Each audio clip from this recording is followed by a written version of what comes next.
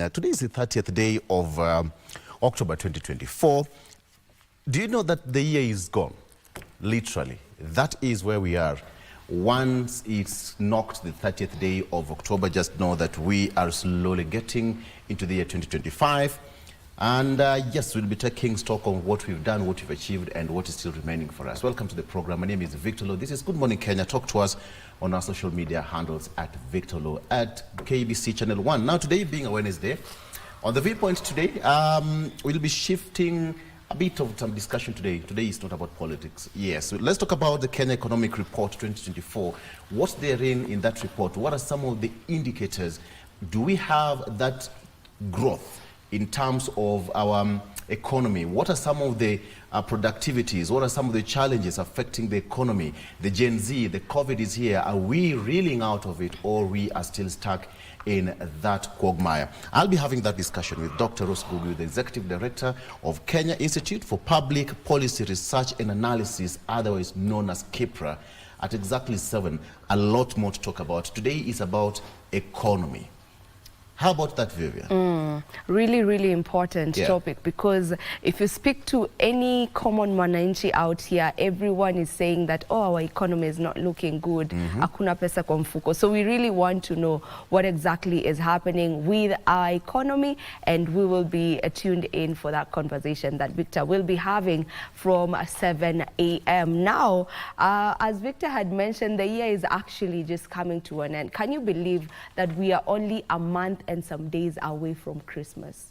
How is that even possible? We just started the year 2024. It is very possible. I don't know why it's flying this quick, because it's really, really flying. Anyway, good morning and welcome to Good Morning Kenya. As always, it is a pleasure that you have chosen us to start off your morning. And my topic of conversation today will be on the International Day of Biosphere Reserves. I know that you're asking yourself already, what the heck is that biosphere? And biosphere simply refers to the Earth's land. That's the Earth's land, and a biosphere reserve is landing places set aside for sustainable development. So we'll actually be getting into that. You definitely want to stay tuned for that. Good morning, Marie. A very good morning to you, Vivian, and to all of you joining us from across the country. My name is Marie Yambo. You know, Victor, you just mentioned about the year coming to an end. Yeah. And so how many months? We can talk about 2 months? 2. Yeah, 2 months, just 2 months. 2 to go. Yeah, but I just wanted to encourage somebody out there, including you, Victor and Vivian. Including me. Including us. Encourage me. I need such. Yes, it's never too late to continue doing or at least achieving the goals. Yes. You know, it's until we turn the year, that's when you say, okay, I think I did or I did not do what I was supposed to. That was a good encouragement. Yes, so keep on keeping on, you know. So always a pleasure to have you join us. This is Good Morning Kenya.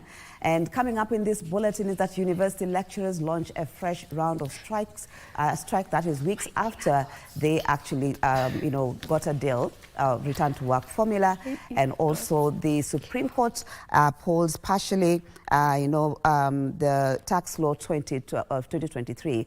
I'll be bringing you details of that in this particular bulletin. But I want to start right there with the Supreme Court, where the Supreme Court has partially upheld a consolidated appeal challenging the constitutionality of the Finance Act 2023.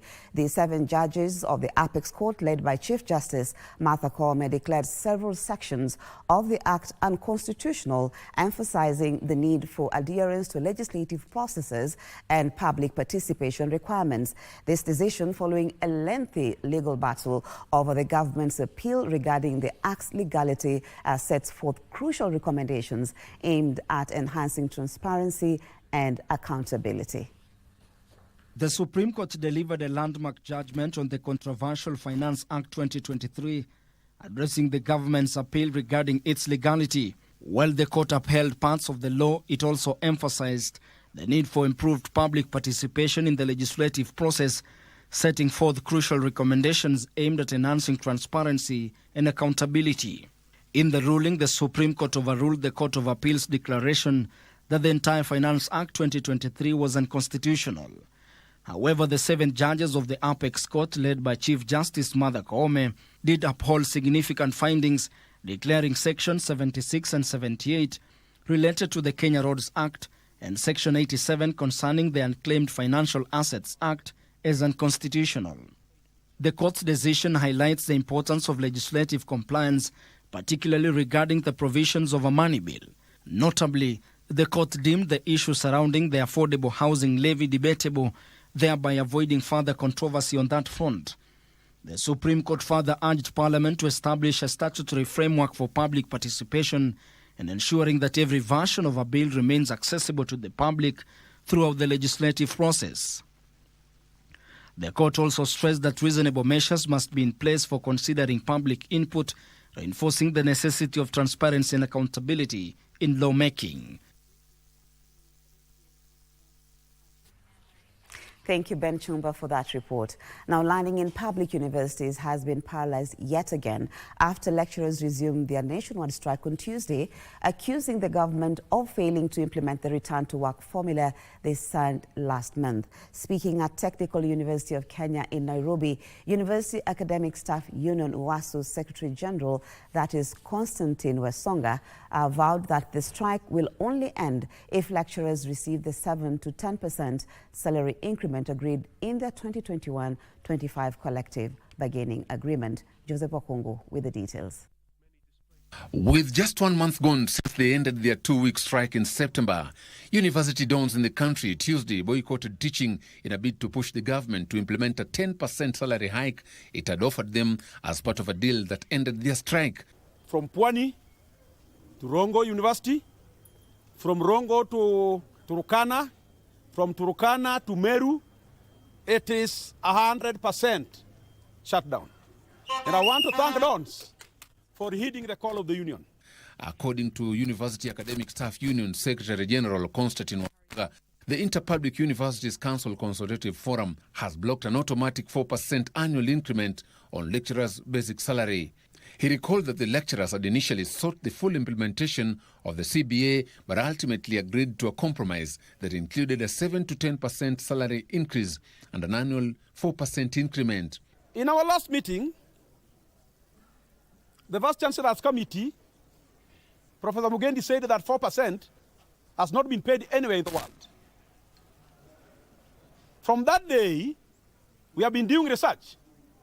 And today I have data that there are cadre in the civil service that are paid even 8% automatic annual increment.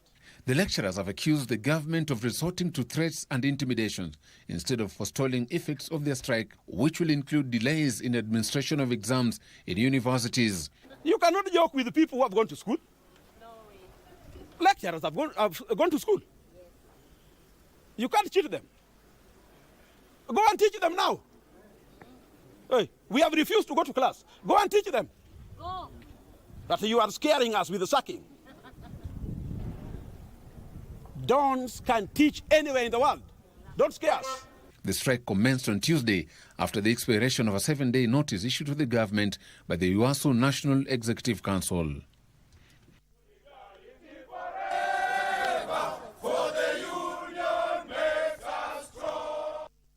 Matters education, President William Ruto now says 10 million school-going children in Kenya will receive a healthy meal and nutritious meal in school by 2030.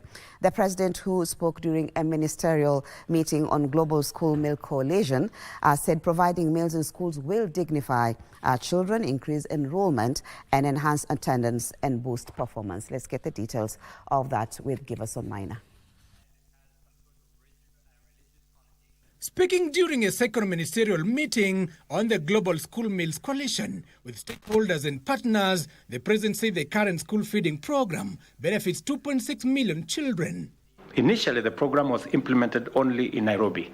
However, the entry of the World Food Program transformed us and expanded scale nationally. The outcome has been inspiring. It is undeniable that Kenya has recorded exemplary rates of enrollment, retention. This marking an increase from 240,000 learners in 2009. The government now targets 10 million learners by 2030. Today, Your Excellency, Kenya proudly reaffirms its commitment to the Global School Meals Coalition and Kenya's goals, including the scale-up plan for universal coverage. The head of state, however, regretted that despite the intervention, hunger still poses a significant challenge to school-going children across the country, hence the need to boost budgetary allocations. We still have too many children out of school, and it is the reason why I specifically asked the governor of Nairobi that we cannot have the capital city of Kenya with too many children out of school, largely because of two things: infrastructure in our schools, and secondly, hunger. It is estimated that in areas of conflict in Africa, there are close to 100 million children out of school. Everyone is asking, what do we do about Africa's young people? The first thing, obviously, is to secure their future through education, through keeping them in school, through feeding them. And that is why we see this as an African solution to a global concern. We will be allocating still later this year 5.5 million euros to WFP's school meals program globally, with a special emphasis on African countries, Burundi, Kenya, Liberia, and Zambia, as well as also in Yemen, Syria, and Myanmar. The Global School Meal Coalition comprises of 130 partners and 105 countries committed to scaling up school meal programs across the world. Thank you, Giverson Maina, for that report. Now, the Federation of Women Lawyers has called for urgent action from authorities following the recent spate of femicide cases in the country. According to FIDA, since January this year, 30 women have died in the hands of their intimate partners, but the crimes have been treated casually. The Federation wants President William Ruto to now declare femicide a national crisis. Early this year, women rights activists took to the streets to condemn increasing cases of femicide in the country. A few months later, that scenario may repeat itself. The Federation of Women Lawyers Kenya has yet again raised an alarm of increasing cases of the murders. The media has reported and highlighted the murders of at least 6 women whose bodies were dumped in Kware and Embakasi, shocking the entire country as well as the world. The main suspect in these horrific murders, Collins Jumaisi, escaped from Gigiri police station, and to date, his whereabouts are unknown. Yesterday, the country woke up to the utter shock of the media reports that the body of Yvonne Jirangwa, a 23-year-old trainee Catholic nun, was found in a sewer pit within Rongo Parish Convent. FIDA, joined by a host of human rights activists, accuses security organs of laxity in conducting investigations and bringing the perpetrators to book. In 2024, so far FIDA Kenya is aware of at least 30 cases of in the hands of intimate partners as a result of domestic violence and femicide. These cases have been reported to the National Police Service, but unfortunately the pace of investigations is excruciatingly slow. We can no longer afford to treat femicide as an isolated series of incidents. It is a national emergency that requires urgent and coordinated responses from the highest offices in the land. In their quest for urgent action, FIDA has spelled out a raft of measures which should be implemented, including legislative reforms to have femicide treated as a standalone crime. The President should officially declare femicide a national crisis and a disaster. The Directorate of Criminal Investigations, DCI, and the Office of the Director of Public Prosecutions, that is the ODPP, must provide a detailed public update on the status of investigations and prosecutions of all suspects tied to these femicide cases. The Federation says while it is conducting sensitization, the effort needs to be supplemented by government. Should there be no action within the next 30 days, we will consider other options, including mobilizing a nationwide picketing of women to demand our right to safety and justice. We cannot allow femicide to become a normalized part of a society. Enough is enough. Now, members of parliament want the Kenya Rural Roads Authority, KERA, to provide details of how and why the agency was fined 16 million shillings for breaching a contract with Total Security Firm. KERA Director General Philomen Kandie was unable to explain to the National Assembly's Public Investment Committee on Energy and Commercial Services what caused the breach of contract that led to taxpayers losing at least 16 million shillings. The Kenya Rural Roads Authority had contracted Total Security Firm to provide security at its 47 regional offices and headquarters for a period of 2 years at a cost of 29 million shillings, but ended up paying 45 million shillings after arbitration. The basis of payment of Kenya shillings 45 million 457 and 960 was as a result of the arbitration award. Who advised for some payments to be made. Like this interest of 16 million. What was that for? This is the elephant in the meat. Somebody tried to be very smart to mint money from the coffers, public coffers. So, because how do Star Security just move to arbitration without the legal department doing something about it? The contract had an arbitration clause. So when the payment was not made, arbitration proceedings were undertaken, where we participated and raised a defense on behalf of the organization. You have been having obligation with contractors whom we have not paid for a very long time with a lot of pending bills. Have they taken to an arbitrator? Total Security is one of the security firms that we offered to give us security in our offices. Where? Now, the details of the offices, I may not know it offered, but I can give you that list. Kera, you are going with what people say in English, an egg on the face. I don't know what it means, but you can see yourselves. You cannot know the date upon which the contract was entered into, what they breached that led to that, what happened and what happened, which region are they supposed to take care of, how many security officers were to give you, so you know all those things. Now, First Lady Rachel Ruto is calling on the Mark Foundation to consider extending their More Than a Mother campaign to include specific programs focused on child health education, particularly in the area of school feeding. Now, the First Lady spoke on Tuesday during the 11th edition of the Mark Foundation Africa-Asia Luminary in Tanzania, where she acknowledged the foundation's scholarship for over 210 doctors in Kenya in underserved medical specialties. The 11th edition of the forum brings together African First Ladies from 18 countries to discuss strategies and impacts of partnership programs in building healthcare capacity, breaking infertility stigma, and supporting the girl-child education. Plus, in our economic blueprint, known as the bottom-up economic transformation agenda. Despite education being a fundamental human right, countless children remain locked out of learning opportunities due to poverty, conflict, and other barriers.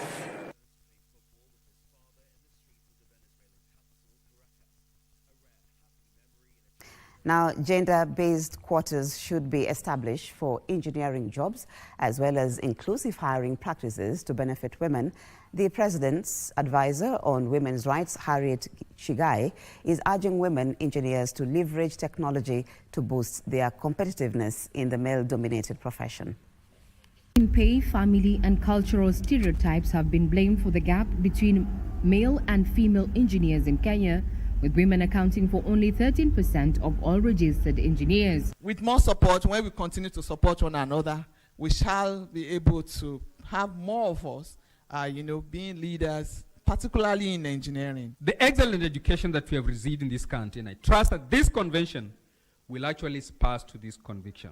The President's advisor on women's rights, Harriet Chigai, believes this could be addressed through deliberate measures favoring women engineers, such as flexible work environments, support systems, and safe, inclusive workplaces. When you are in position of responsibility and authority, then you cover up and you advise the organization when it comes to policies that support women to work and grow in our organization. They also want initiatives encouraging girls to embrace science, technology, engineering and mathematics courses as early as in primary school to build interest. The government, through relevant ministries, has undertaken initiatives aiming at inspiring young girls to pursue STEM careers, such as the STEM camps, workshops, competitions to encourage more women to enter these fields. They were speaking during the official opening of the 31st IEK International Convention in Mombasa. We actually mentor the young engineers. We are not just there for them to see the role models, but we also mentor them, we encourage them, and when they have issues, at least now they see the people that they can come and talk to. That was not there earlier, because if I see the people who are older than me, they are actually older engineers than me, they are actually very few. I'm Regina Manyara reporting for KBC Channel 1 from Shanzu, Mombasa County. Thank you, Regina, for that report. We look at business, where a delegation from the federal state of the Bavaria, led by Economic Affairs Vice Minister, that is Tobias Godat, are in Kenya scouting for business opportunities. Trade Cabinet Secretary Salim Vuria says Kenya is keen on deepening bilateral ties with the federal state of Bavaria in commerce, labor, agriculture and innovation. Vuria says the partnership will also focus on scaling up technical training, investing in special economic zones and industrial parks, as well as promoting entrepreneurship in Kenya. Was focusing more on how the Bavarian state, which is the 16th largest state, and it is also a big economy in Germany, on how we can leverage on the opportunities that we already have with the Federal Republic of Germany in terms of the bilateral relations, leveraging also on the economic partnership agreement we have with the EU to see how we can mobilize investments from the state of Bavaria. Already the German and Kenya have a good export market. We export agricultural products to Germany every year, and in 2023, for example, we exported, our exports value around 16 billion, mostly agricultural products, coffee, tea, flowers, and also macadamia and other agricultural products. At the same time, we imported products from Germany to the tune of 39 billion, which means then the balance of trade is currently in favor of Germany. And utilization of these meetings and also opening up the market. We had a very friendly and positive and inspiring meeting this morning. I can say that for Bavaria, as a part of Germany and the economically strongest region in Germany, Kenya is our strongest partner on the African continent, and we are really looking forward to deepen the cooperation.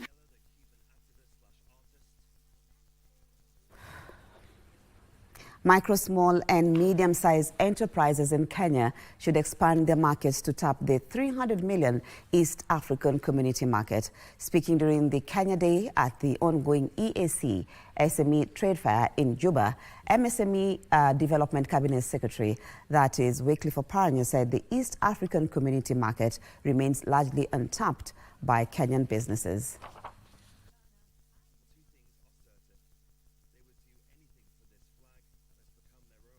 Unless we continue to work together so that we can aggregate our products better, produce our products more cost effectively, so that as the government handles the policy issues that are hampering or hindering our participation at the regional market, tukuwe tumejipanga vizuri.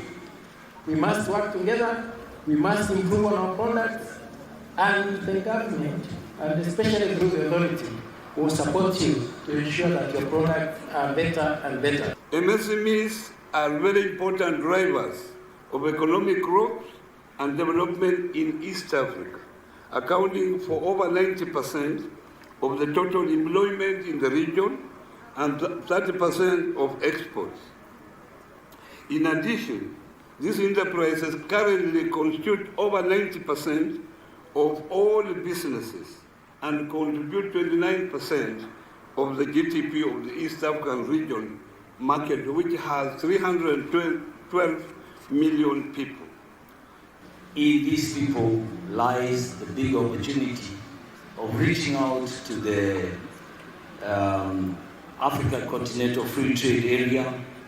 We have an opportunity to improve the quality of our products so that by and by, Honorable Minister, we want to encourage these people to remove their competition from between themselves to competing with other big players like Singapore, like Malaysia, like Taiwan, like China, India, so that even when whatever we are exhibiting here, Honorable Minister, should be product that can meet the international market standards. We want to have agenda focusing on MSME. Why that is very important? It's very important because if we, Kenya, we have prioritized MSME, and let's say other member states, our neighbors also prioritize MSME, when we come up with specific intervention that are targeting to grow this sector, we will be reading from the same script.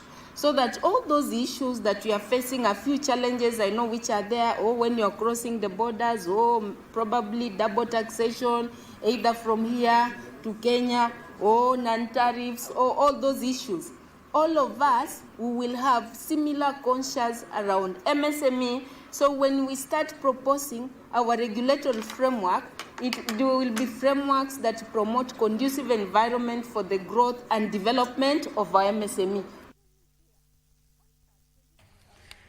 In sports, it's a new dawn for the Kenya-Volleyball Federation, who have now embraced innovation and digitization with the 2024-25 National Volleyball League scheduled to start on Thursday, with exciting matches lined up in Nyeri.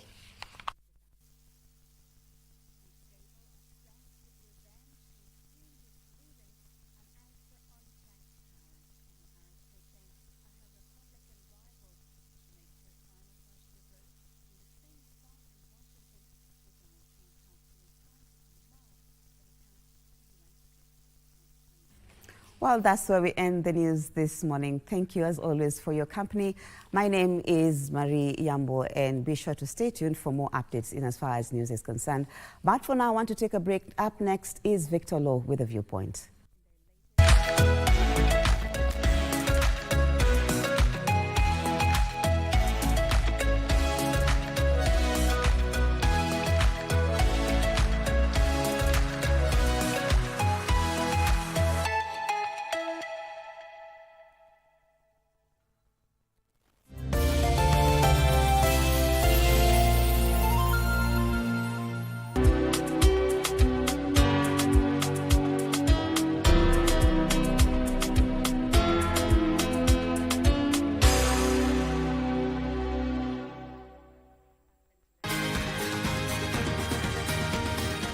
Thank you for joining us on Healthy Living. Stay connected to Voice of America at voanews.com.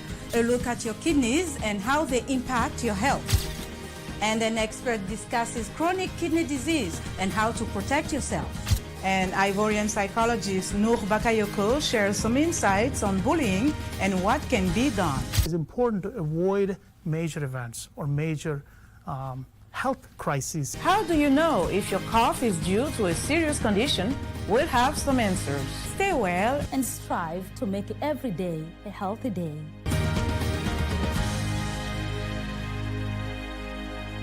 Friday night again. Greetings in the name of the Most High, Jah Rastafari. My good name is Marley Moses, the positive warrior, alongside... Yes, sir, DJ D-Rage, the baddest. Each and every Wednesday from 10 p.m. on KBC Channel 1 TV. Tunakuletea the biggest reggae party in 254 in a yard extra. Extra niceness of reggae music. Extra dose of entertainment. When the thing is nice, we have to do it twice.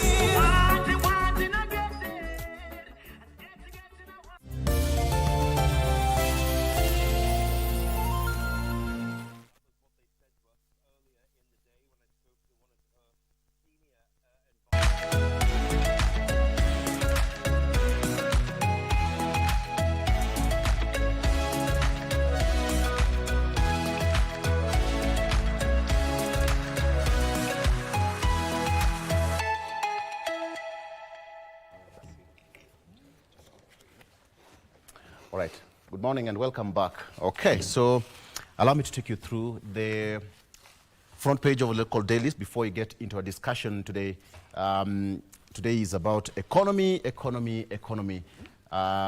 But before then, how about I take you through the front page of the local dailies? Let me start with the front page of the Daily Nation. What I have here on the front page of the Daily Nation, outrage of a police phone spying expose.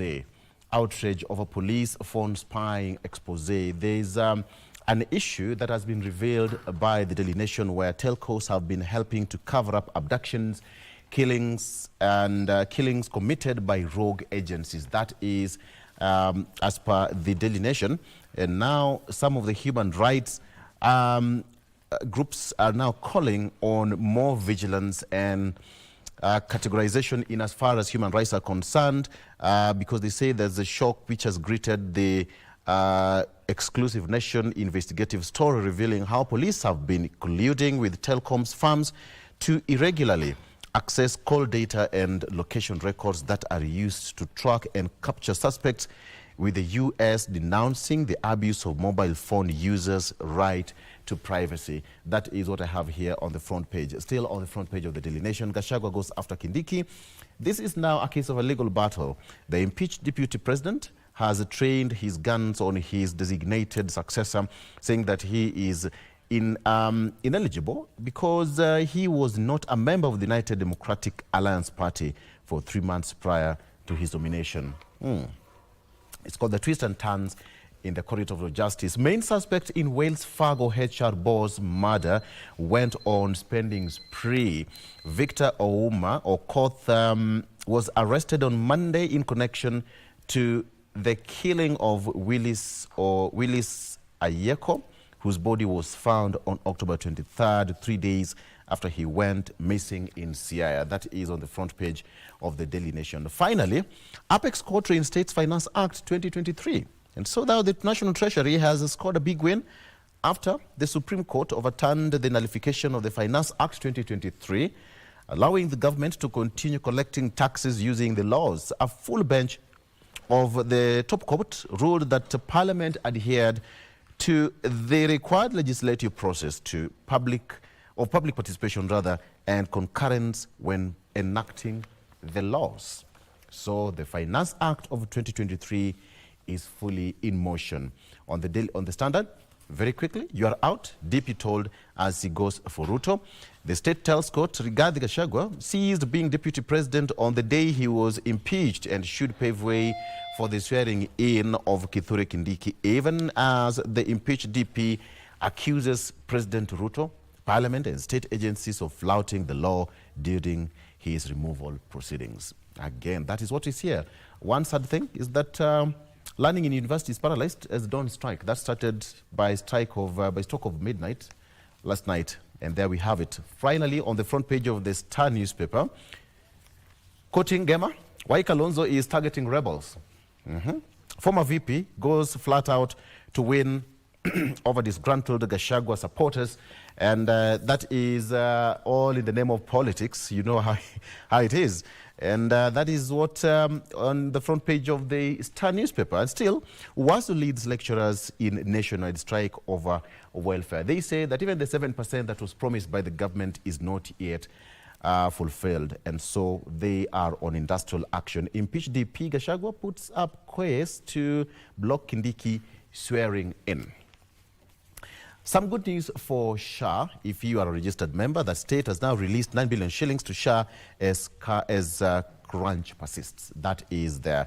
Some people, are already getting the exclusive treatment and services via SHA, while others are still not able. So those are the three papers and what's on the front pages. You can go out there, your local vendor, and pick your favorite newspaper and take a look. All right about now, let's cross over now and take a look at what we have in the economy. As we talk about economy, it's a big win for the tax collector that is now going to be collecting taxes because they've been given that green light by the Supreme Court. And when you talk about economy, when you talk about finance, when you talk about tax collection, it revolves around everything. And that's why I have Dr. Ngugi here to help us talk about matters economy. Welcome, Dr. Thank you very much. Karibu sana. Dr. Ngugi is the Executive Director of KIPRA, that is the Kenya Institute of Public, let me just get it right. I beg your pardon. For Public Policy Research and Analysis. And Analysis. Thank you. My mind is working overtime right now. Karibu sana to the program. Thank you. First of all, let me start by asking, when you heard of this, I am so sure when the Finance Act of 2023 was put on hold, it must have affected the economy to some extent. How did that affect it from your research? Maybe out of what you're doing out there. How did it dent the economy? Okay, thank you very much. And it's good to be here again and to think about Kenyan economy and to look at emerging issues. One of the key things that we need to realize is that government has a key role to play in an economy, and in fulfilling its mandate, yes, it actually finances its activities through taxation. Yes. And this is, it's not a new thing. Neither is it peculiar to Kenya. In all countries, tax revenue is a key financing option for each government. And each government tries to optimize in terms of tax collection, looking at the tax base that is available for collecting taxes, and also trying to ensure that in mobilization, you seal the loopholes, that would see aspects of leakages so that you optimize, So for Kenya, I would say that it has been tough in terms of tax collection, but there are potentials, and what the government is trying to do is to optimize on the potentials. But where do the potentials come from? They come from you and I, from the private sector, because that is where economic activities are undertaken. So when the private sector is actually growing, then it's very easy for you to enhance taxes, But at the same time, you need to look at the dynamics in an economy. If you go back to 1960s, we didn't have, for example, things to do with the M-Pesa or the, using digital technology. But it's a new area. Over time, there are new economic activities that has emerged. And what the government tries to do is to try and widen the tax basket. And by widening that basket, it tries to enhance the tax revenue. And I think that is also captured in your report, the 2023 Kenya Economic Report. But perhaps you could just explain the purpose of the report itself, the Kenya Economic Report, and the significance. This is the latest Kenya Economic Report. Right. Yeah, okay. So in the Yeah, this is the one that we launched. Is it in August? Is it in August? Yeah. Sometimes in September? Sometimes, yeah. Yes. Sometimes in September. And in that report, okay, let me start by saying what do we do with that report, and why do we publish it? So in our act, it's very clear that we need to publish a flagship or a statutory report every year. Yes. And what we do is we scan and try to see what exactly is going on in the economy. And with that scanning, we are able to come up with a specific area that we can target our work. And in the last report, we were looking at matters to do with productivity. Because productivity has everything to do with how the growth, the dynamics can happen in an economy. And how they happen is because if you come here, even if you come here every day, and you find that you spend time, but your output within 1 hour is just equivalent to 2 minutes, you are not very productive, right? Okay. But if you are able to utilize your time to produce to the maximum, then your productivity is high. And you'll always find that then if you accumulate what you're doing and whatever else is anybody else is doing, then you are able actually to enhance productivity. In the government development agenda, one of the key things that the government is trying to work on is enhancing productivity. Productivity from all angles, and we looked at them from all angles. Whether it is at the county level, and we asked ourselves, the counties being the what would we say? It is where the national cake, shared. It's baked. The counties? First, at the counties. You come from a county. Do you come from a county? I come from a county. All of us come from a county. At that point where you are, whether you're in Kisumu, you're in Mombasa, you're at Taita Taveta or the like, the economic activities that are going on there. And that is where then the baking of the cake actually is happening, right? Is it happening without the national? No, the national government is also supporting. But where is it supporting? At the county level, right? So if we enhanced actually the growth of economic activity at that level, then in totality, when you are building everything together, then the economy will have performed. But we also said there are other things that also facilitate. And one of the things that facilitates productivity is, for example, the way we are distributing the goods and services that we are producing. I see. When you see, for example, situations where supermarkets are not operating because they are there to do the distribution, then it means that you could be hindering the activities from the agriculture, Wanjiko and myself, who wants to bring in my cabbages. What will they do? They will rot in my shamba and they will not be distributed. So we looked at, we tried to ask ourselves, how is the trade system, even at the local market level, supporting growth of the other sectors, whether it is industrial, whether it's agriculture. So, so in that situation, the key thing that was coming out is that it's very good actually to ensure that when we talk about the services sector, we look at the quality of the services sector. Let us not say that there is transformation just because the services sector seems to be growing. Yet the services sector, if you look at it, it's just the small kiosks that are being opened. Or if you go to the supermarkets and you look at the quality, the diversity of products that are being distributed, they don't necessarily focus you to show that even technologically we are actually moving. Right. So how is this report quite significant in terms of shaping the country's economic policy?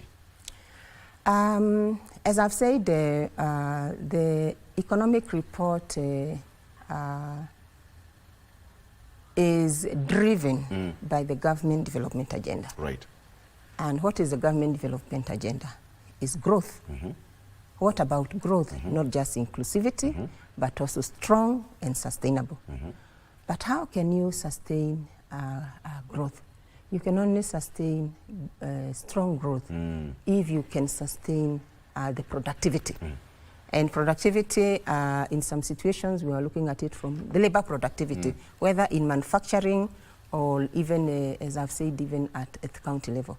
In manufacturing, what would one be looking at as far as productivity is concerned is to say, okay, you have employed 300 workers, but your output is only 3 million. Right? Can they do more? If you are going to give them more technology, if you are going to reduce the cost of power, if you are going to give them the appropriate technology, can they do more? Sometimes you see that they can move from the 3 million to about 6 million. And what does that mean? It's a productivity that is being enhanced. So you look at it and tell yourself, when a worker is not very productive, then also the wages will also come low. And what does that mean to decent jobs and even removing you from poverty? They are all connected. When you have micro and small enterprises that actually dominate the manufacturing sector, but you look at, if you find that the only thing they do is poor work. Poor work means that, yes, I'm earning maybe 5,000 shillings. Can 5,000 shillings help me to meet my basic needs? Maybe it is not able to help me meet my basic needs. But why is it that I've been doing this, say for example, in Muthurwa, and I'm doing those, you know those karais, yeah? Why is it that I'm not able to produce 100 karais in a day? Why do I have to produce 10 only? It's because of technology. Is there a manufacturing facility that would help me? I don't have to bend that mabati to make the karai, but there is a machine that has already been provided that can help me actually to carve it within 2 minutes. Well, I have my. That is what productivity is all about. Daktari, when you look at the economic growth that we are in, Kenya is still reeling from the effects of COVID-19. We cannot say that we are fully out of it. And, you know, this is a new government 2 years in. We've had, you know, Gen Z issues here and there. The Finance Act was put on hold. What is your general assessment of the Kenya's economy from there? Are we having some baby steps or there's some stagnation? What are the indicators? I think it's good to go to statistics. Right. And statistics coming from the Kenya National Bureau of Statistics, because that is where officially we get our data. And those statistics have shown us, because these are the latest, in the first quarter, that is April to June of this year, the economy grew by 4.6%. 4.6? Yes. Okay. Of course, if you look at it in 2020 to 2023, the same period, it was growing by 5.6%. Of course, just a slight decline as far as the growth is concerned. But what have we seen is the key drivers, The key drivers of our economy is actually agriculture. The time or when you find agricultural output is growing, is strong, then also the GDP growth tends to be high. Yes. The period, for example, 2021, 2022, when agricultural sector contracted because of the drought situation, you look at it, the GDP growth also weakened, right? But in some situations, it's also what we can call seasonality elements. What is happening in that context? April, June is also a period where we have, is it our short rains period? Short rains period. So in agriculture having grown by about 4.2%, it's a good thing because what it helps to do is to sustain our economic growth. Okay, and the cost of living, has it improved? It depends on what do you use for measuring cost of living. And we can measure it with the level of inflation. Yes. And from the statistics, again from Kenya National Bureau of Statistics, by September, we had gone down to 3.6% as far as the inflation is concerned. Okay. This coming down from 4.3 in July to about 3.6%. If we go by that, it means that we have eased. It has eased in terms of the real value of the basket of goods that you buy from the market. Yes. You've talked about productivity, and Kenya mostly we depend on agriculture to sustain ourselves. But what are some of the trends that you've noticed that is actually putting some of the key pointers in the economic growth, leave alone agriculture? Yes. In terms of sources of growth? Yes. As I've said, Kenya actually relies heavily on agriculture, right? But do we want to get out of agriculture and see other sectors growing? Yes, we do. And one of the things that you find in the bottom-up economic transformation agenda is the aspect of strengthening agriculture. We are not going to go anywhere. We have to actually strengthen. That is our backbone. It's our backbone. Yeah. And what have they done is to identify various value chains and try to support them. Whether you're talking about leather value chain, so you ensure that the cow is protected even from the very beginning, so that the quality of the leather that you get from it can actually sustain itself in the value chain. Yeah? When it goes to the production process, again, you can actually see yourself not just going to the first and second level of processing, but you can actually go to the high level, high quality level of processing. But also, I don't know whether you have a belt, which is also a leather belt. Where did you buy it from? From Masai. But that is also part of the value chain. Yeah. So what the government is trying to do is to ensure that to support agricultural sector is to say support it by ensuring that the value chain itself, it's working, yeah? Because what does that mean? I as a farmer, you can actually grow my demand for my products because you are processing and because people are consuming from the internal. So in that way, you are not just growing agriculture, you are growing also manufacturing. Yes. Because you want value addition.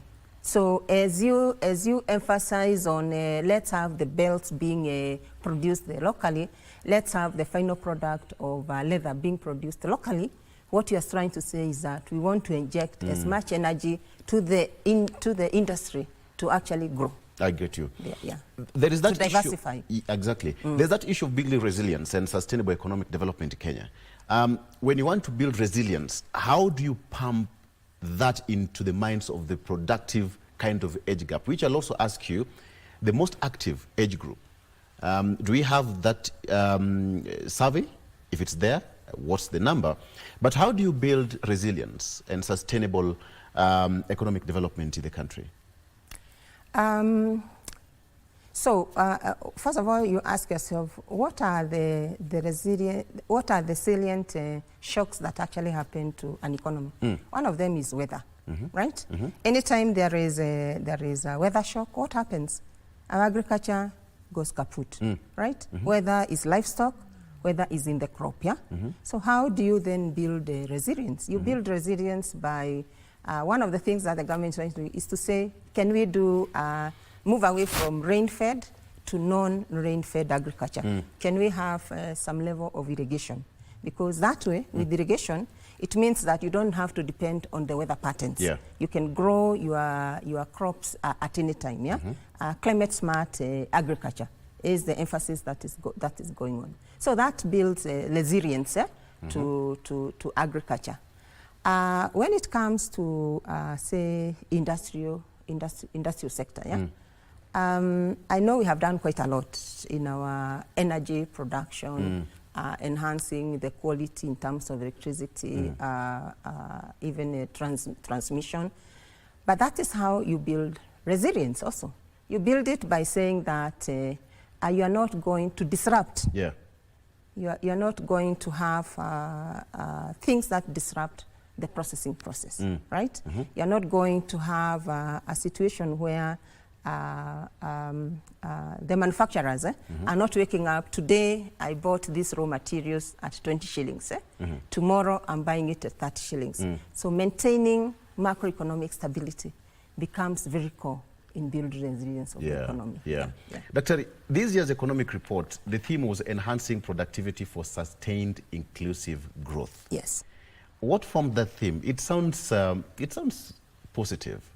Yes, even to the Kenyan, enhancing productivity for sustained inclusive growth. What formed this theme? It's coming from different angles. Yes. First of all, if you look at the statistics in KNBS reports, it says that over 80% of our workers, of the work is from the informal sector. If you look at the characteristics of informal sector, is that you have these micro and small enterprises, right?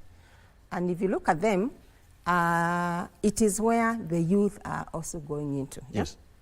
Some of our youth don't want to be employed. They want to employ themselves. But when they get employed, they don't seem to be getting from the trap of having decency in the work that they're doing. Because the returns that they are getting is very small. If you look at even the MSME's report of 2016, you'll find that the majority of those who are called micro and small enterprises, they are either singly farms and they're earning very low. And that is what we call the productivity. And that's where the productivity element comes in. So when we say that we want to have a bottom-up economic transformation agenda, you're asking, how then would you make this informal sector, that is where majority are in, how can you make them have decent jobs? And one way from the microeconomic element is to enhance productivity.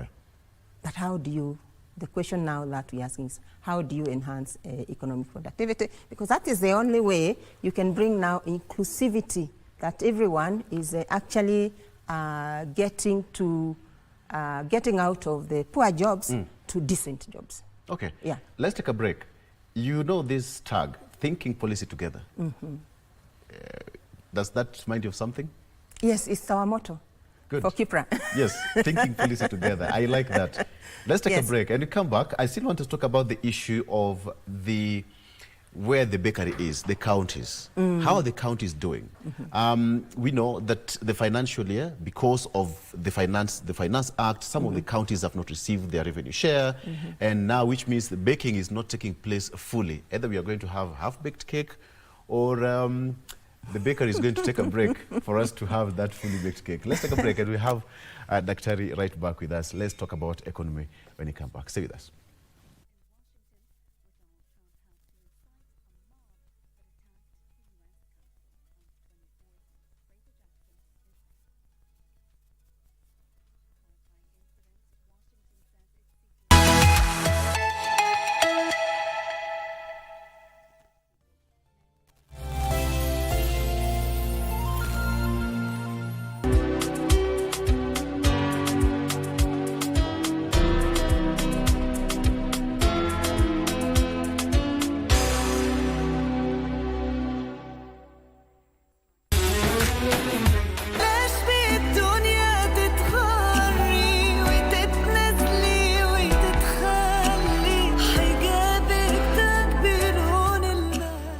Yule ambaye atautumia ulimi wake kwa mambo ya kheri, Allah subhanahu wa ta'ala atampa manufaa katika dunia na kesho akhira.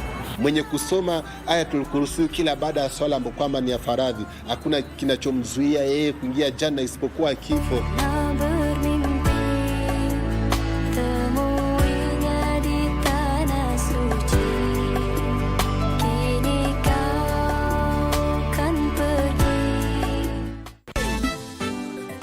Sile. Don't just speak because mdomo imenyamaza na unataka ioge. Ni nani hujaiona amekufa sababu ya kuwa na pesa mingi? You are going on a transfer. Hey, Farah, let me tell you something. I will teach your sons in this school before I ever go for any transfer. Guy Kinanzi, you are going to be a mambuzu. As for you, Farah, I will find a way of dealing with you. Julia. Yani getting married is the only good news that you know. Nebosiri, it is called being happy for others. And when will others be happy for you? So, Malimo, do you agree that money is the root of all evil? Money is the foundation of all the finer things you need in life. You ingine yote ni propaganda.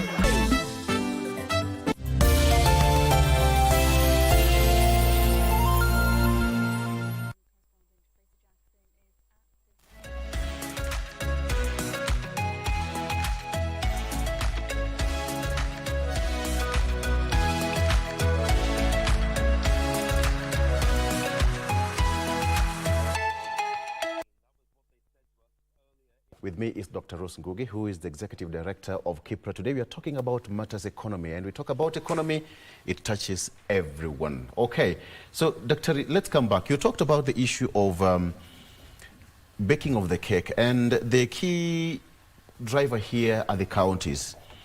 The counties have not received their revenue share to this far, 3 months now, this financial year. How is that affecting economic growth, and how important is this? Yeah, county government, just like national government, they have their role to play in a county. Every government is very critical in providing, for example, infrastructural services. Yeah. Every government is there to also ensure that they facilitate with the administrative aspects. When I'm going to get my license, when I'm going to get whatever, that I can get the service, the public service delivery. That is what the counties do. If the counties are not providing the public service, then that would affect the private sector.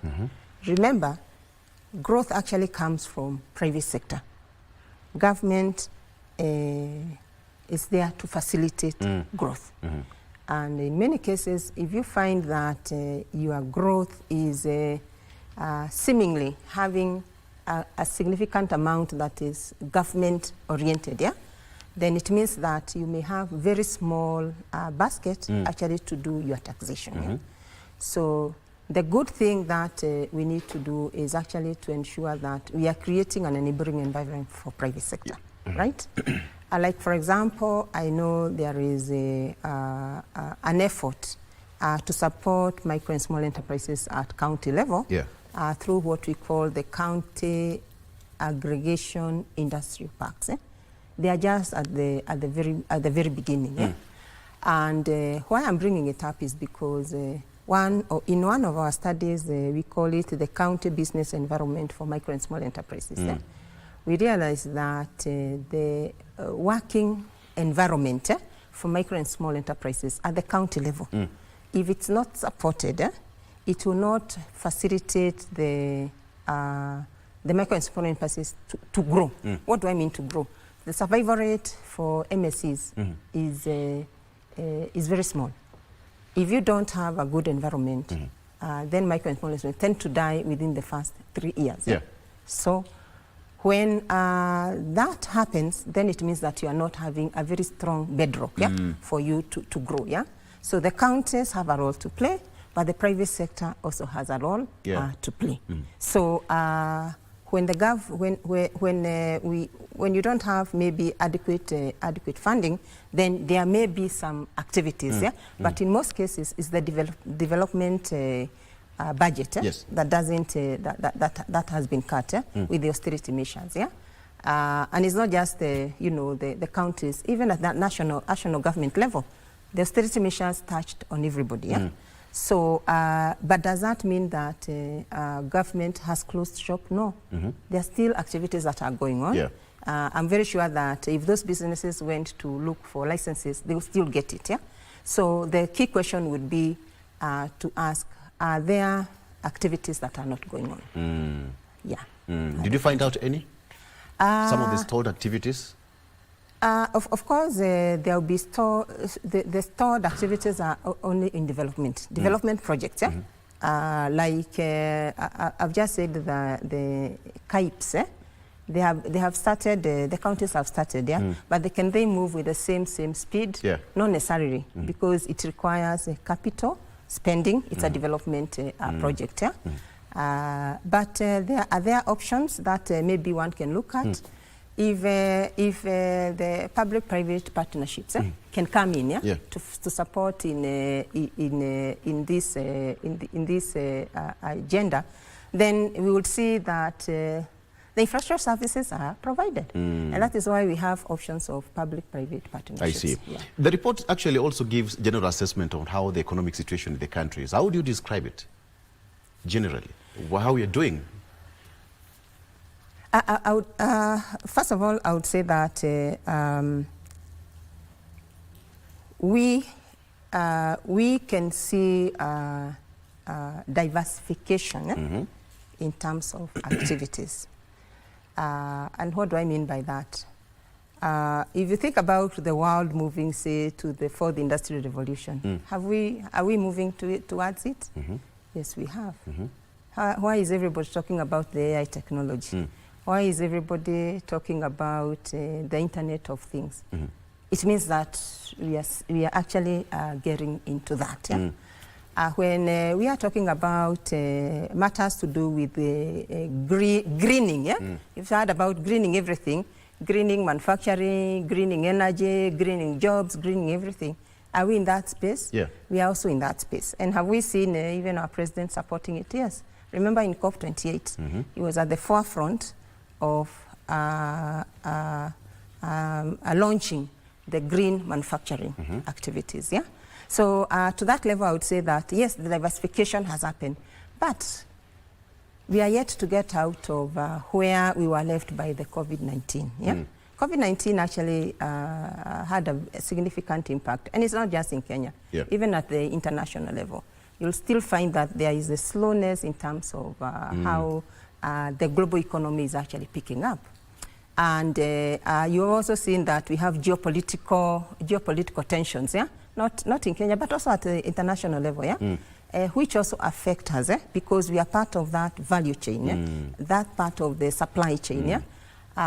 But of course, you remember when the Ukraine-Russian war came in, yeah? And we found ourselves in a situation where fertilizer, wheat is an issue, yeah? Yeah. And the country had to rethink of how to actually deal with these matters. So I would say that we are moving together as the way the world is also moving, getting to be hit by the global risks in the same way. But at the country level, we are trying to see implementation of the government agenda, bottom-up economic transformation agenda. But of course, with the private sector not doing very well, and without a lot of revenues, then we can say that we are not pushing the way we would want to see it I'm so done. sure you came up with suggestions on how the economic, improvement can be achieved in the country in that report. Would you mind sharing with us some? In terms of one of the things that is very clear is that we need to support transformation. Transformation means that yes, agriculture is good, and it's good. We should support it. Yeah. But we need to focus our attention on, for example, manufacturing. Manufacturing has been going down, yeah, even as a ratio to GDP. We are yet to get to the 15% that we want to be, yeah. And our manufacturing is also so much on agri-business, yeah. It's so much on agro-processing. And that is also depending on the availability of the raw materials. No, it also depends on technology, because that is at what we call the low technology manufacturing. But we need to move from the low technology manufacturing to high technology manufacturing. And one way that you can see the country is trying to move into is, for example, in pharmaceuticals. Yeah? You heard of the vaccine, yeah? Efforts to actually pumping to grow the vaccination industry. Yeah? That's a part of pharmaceutical. And that is a high technology manufacturing. Also going to very, what you'd call the advanced technology. Yeah? Yes. And if you look at the Kenya industrialization policy, it actually talks about those things. Yeah? Yeah. So what we are seeing is that path that we need to walk. I see. And that path is going to bring us the transformation, and it's going to make us move away from the low technology, which we are now competing with our neighboring countries. Yeah? Because those are during some days, yeah, Omo, Colgate, we would actually export, yeah? Yeah. But now Uganda, Rwanda, and the like, they are manufacturing for themselves. And the question is, where then do we move? The only place we can move is to advance the technology in the manufacturing. I see. Yeah. Do we have a chance where public service can also enhance productivity and leverage it with now the overall economic stability? Yes, and it was one of the areas that we looked at. Yes. Productivity being driven from the public sector. You know, we have had a lot of public sector reforms. Yes. We came up with performance management agenda in 2004. But recently, when you look at the Biosphere Economic Transformation Agenda, what is the core focus? The core focus is on digitization. Exactly. And what is this aspect of digitization of services, is to say, I don't want you to spend 3 days. Please apply, and you can get whatever you're looking for. Maybe is it in 1 day or is it in 2 days, but it doesn't have to take very long. Because the minute you don't get the service you're looking for on timely basis, then it affects your productivity. So you can enhance the productivity in public service delivery by also injecting the technology that is actually the focus. Is it working? Some positive results picked? I think, where do you go to apply for your driving license now? Where do you do it? Online. Online. Yeah. Right. I love it's that working. I love that question. Yes. It's online. So public service plays a key role. Very much. I ask a question about the Gen Z. Have we tapped into this youthful group? It's quite productive. And how do we tap them, or the economy, or the country can tap them into that productive age gap that can spur economic growth in the country? Yeah, it's very true that a significant proportion of our population is in the youthful stage. Yeah, and a lot of them are actually, they are very well educated. They are getting opportunities, and of course, given also that they are a huge proportion. Yeah. Also, the level of unemployment also tends to be higher than the older generation. Yeah. If you look at the pathway for employment, unemployment level, it always comes like at the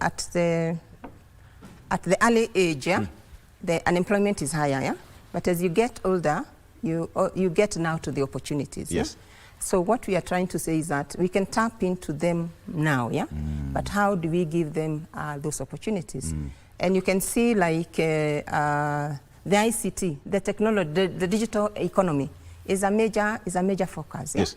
Because we are saying that if you don't need to rely on being employed, you can also get opportunities to employ yourself. Yeah. You may not need actually to get maybe internally. You can also get externally. Yeah. But you need also to be prepared in terms of skills.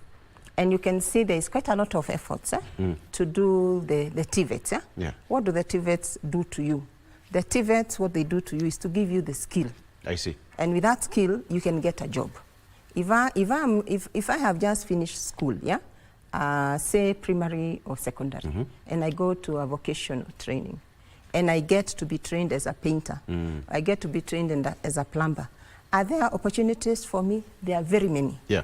With the housing project, affordable housing project, plumbers are actually a core element, in that process, what we are lacking is well-trained plumbers, yeah?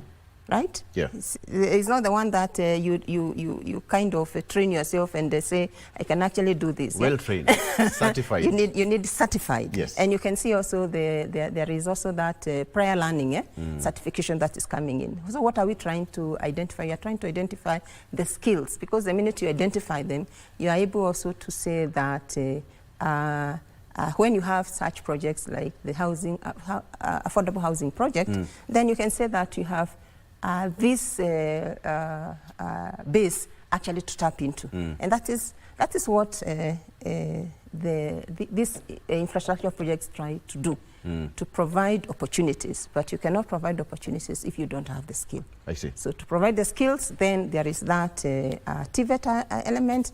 There is the Ajira project, and there are also other government initiatives like the Youth Enterprise Development Fund. I think there is also the Nyota project. Yeah. All these things, they are meant actually to prepare you to the skills of the labor market. Doctor, we cannot continue this discussion without asking the public debt levels. There's that discussion around it for quite some time. I don't know how the survey or the report is trying to bring sustainability or even stability of the economic debt levels, the public debt levels that we have. What are the indicators?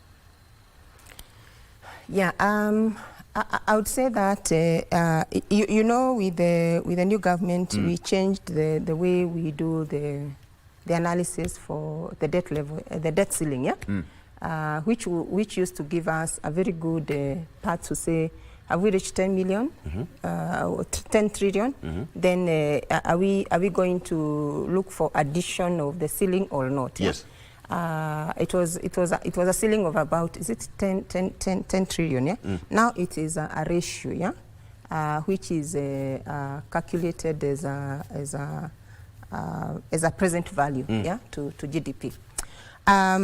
I don't have the figures right now, but I know that where we are with the debt at the moment, there are various salient benchmarks that we need to tick, yeah, for you to say whether a debt is sustainable or not sustainable. You can look at debt as a ratio to GDP, debt as a ratio to total revenue. And what does the report say about it, the sustainability? It says that at that point when we were doing the report, yes, we were at sustainable level. High risk, but sustainable, because we had not closed for 2 indicators. Yeah? We were still below the benchmark. Yeah, which means that we were still doing very well. Yeah. And so what were we saying we need to watch? We needed to watch on those 2 indicators to ensure that we don't close, because when we close, that's then when you can say that sustainability is actually. If you do our regional, comparison with our, our neighboring jurisdictions and what have you, how are we faring? Our debt, yes, it's high. Yeah. Yeah, it's high. I think if you go to the East African region, majority of them are at moderate level, but they are also creeping to high debt levels. Yes. Okay, and that I believe will have to call about some physical strategies to manage it moving forward. What are some of the strategies? The strategies are not just for Kenya; they are also at international level. We remember when we had the COVID, yeah? And the G20 actually came up with a strategy. And what was it saying? We are going to relieve you from paying the interest rate, yeah? on your debt. What does that mean? It gives you some money back. Yeah. You remember in early 90s, we had what we called HIPIC. Through that, many countries actually benefited, yeah, because it was not just a one country which was suffering, yeah. It's many countries, and they benefited. Right now, if you go to the report from the World Bank from the IMF, a significant proportion of African countries are actually in either debt distress or high debt distress levels, yeah. Which means that it's no longer just a one country issue. It is the reason why everybody is talking about the international financial architecture changing the international financial architecture, so that we can ask ourselves, even the retro that we get for debt, loans that we get, are they adequate to actually bring you out of there, to bring you up somewhere? Yes. If I gave you 2 million today, can you actually solve your problem? If I gave you 10 million, can you solve your problem? Yeah? And the debt sustainability, you looked at from the, you have to grow somewhere when you have received that money.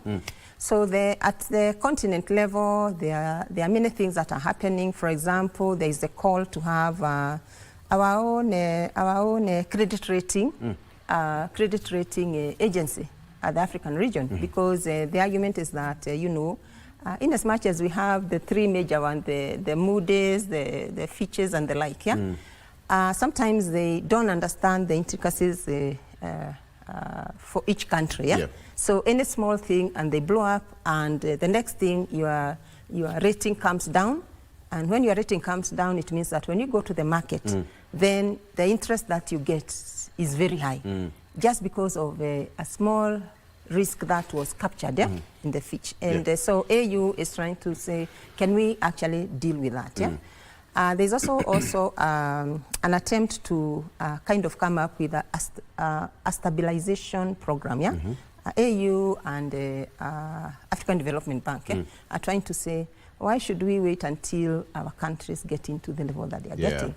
Can't we have a financial sustainability program so that all of us are benefit? But at country level, we are saying, let's get back to the fiscal consolidation plan.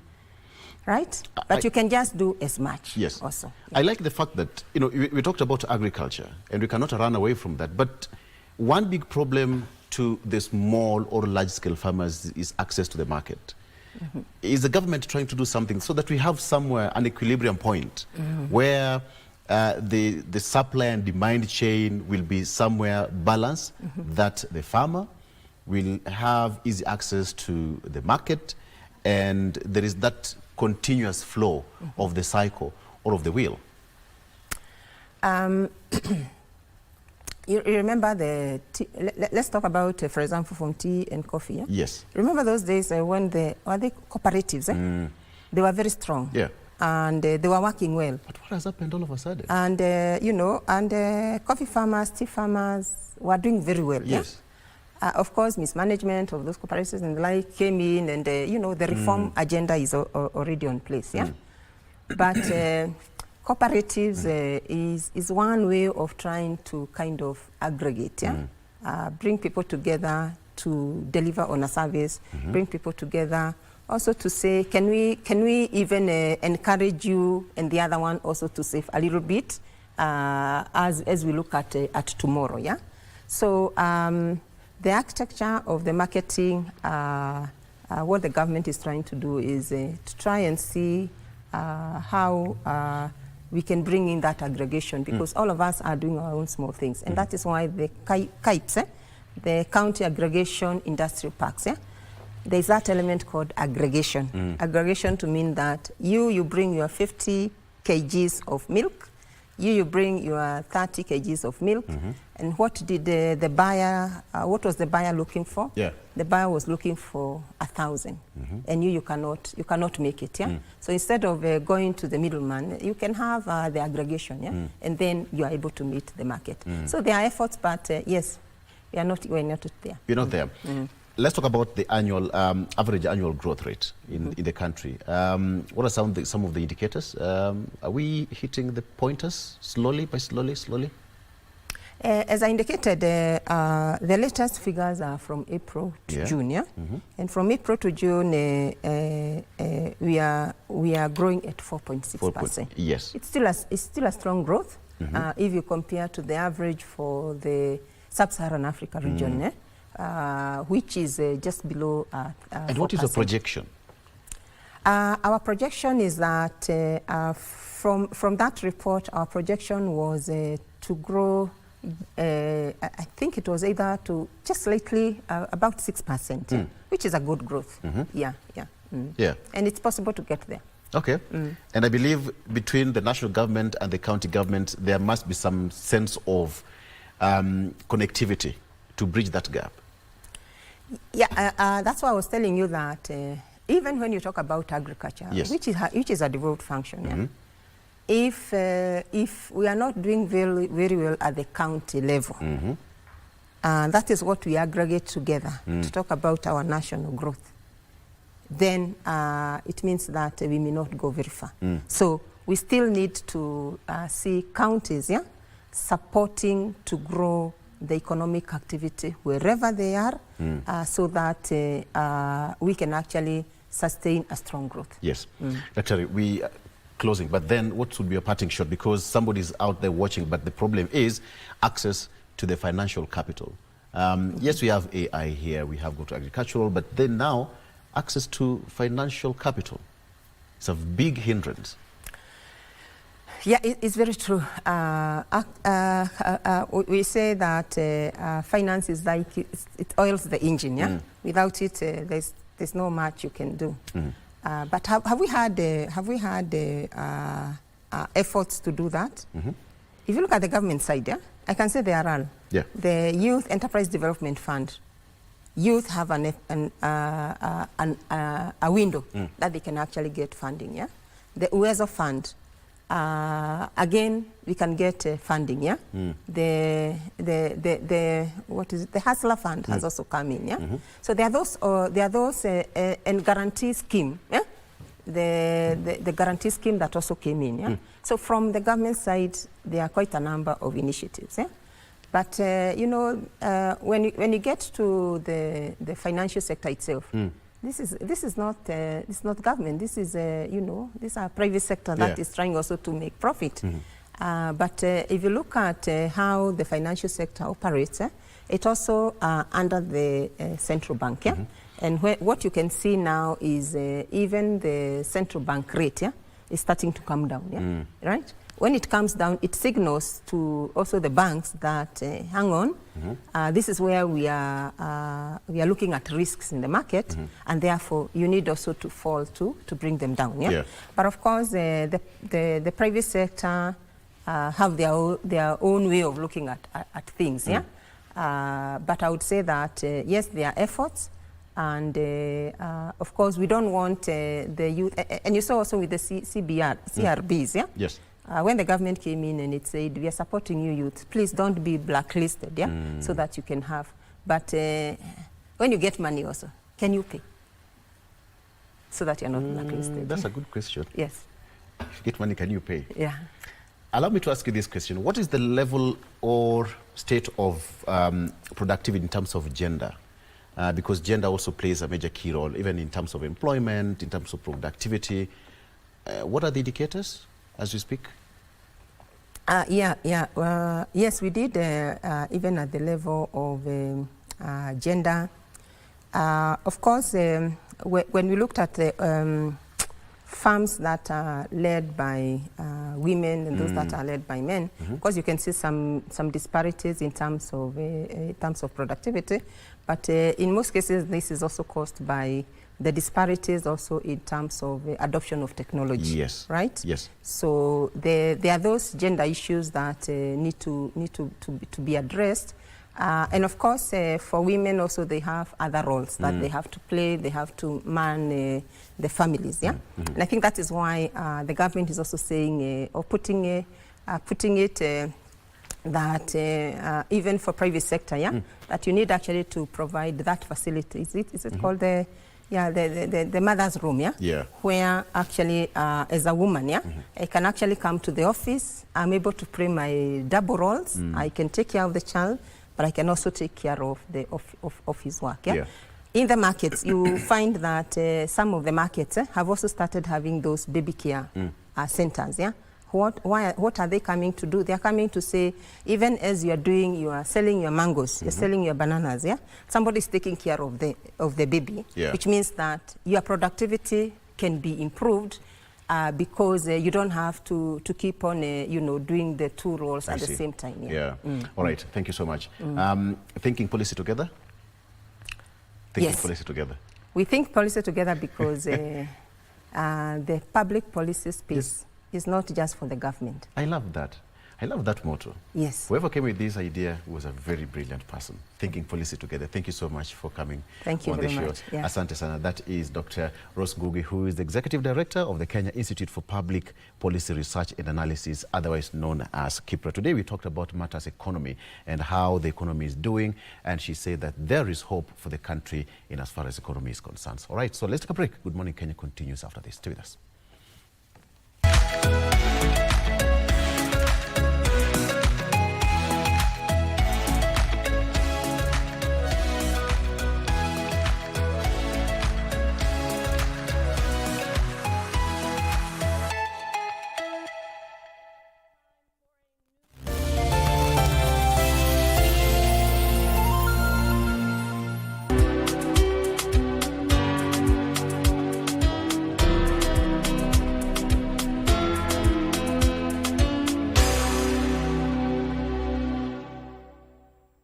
Say bye-bye to FOMO, the fear of missing out, by downloading the KBC Online app that gives you access to everything you love. Get the latest news, sports, music, entertainment news, live TV, live radio, and so much more at the palm of your hand. To get the app, simply search KBC Mobile Digital app in your Google Play or App Store and download the app. Catch what you want, anytime, anywhere. Stay connected. Stay ahead with KBC Mobile Digital app. Friday night again. Greetings in the name of the Most High Jah Rastafari. My good name is Marley Moses, the positive warrior, alongside... Yes, sir, DJ D-Rage, the baddest, each and every Wednesday from 10 p.m. on KBC Channel 1 TV. Tunakuletea the biggest reggae party in 254 in a yard extra. Extra niceness of reggae music. Extra dose of entertainment. When the thing is nice, we have to do it twice.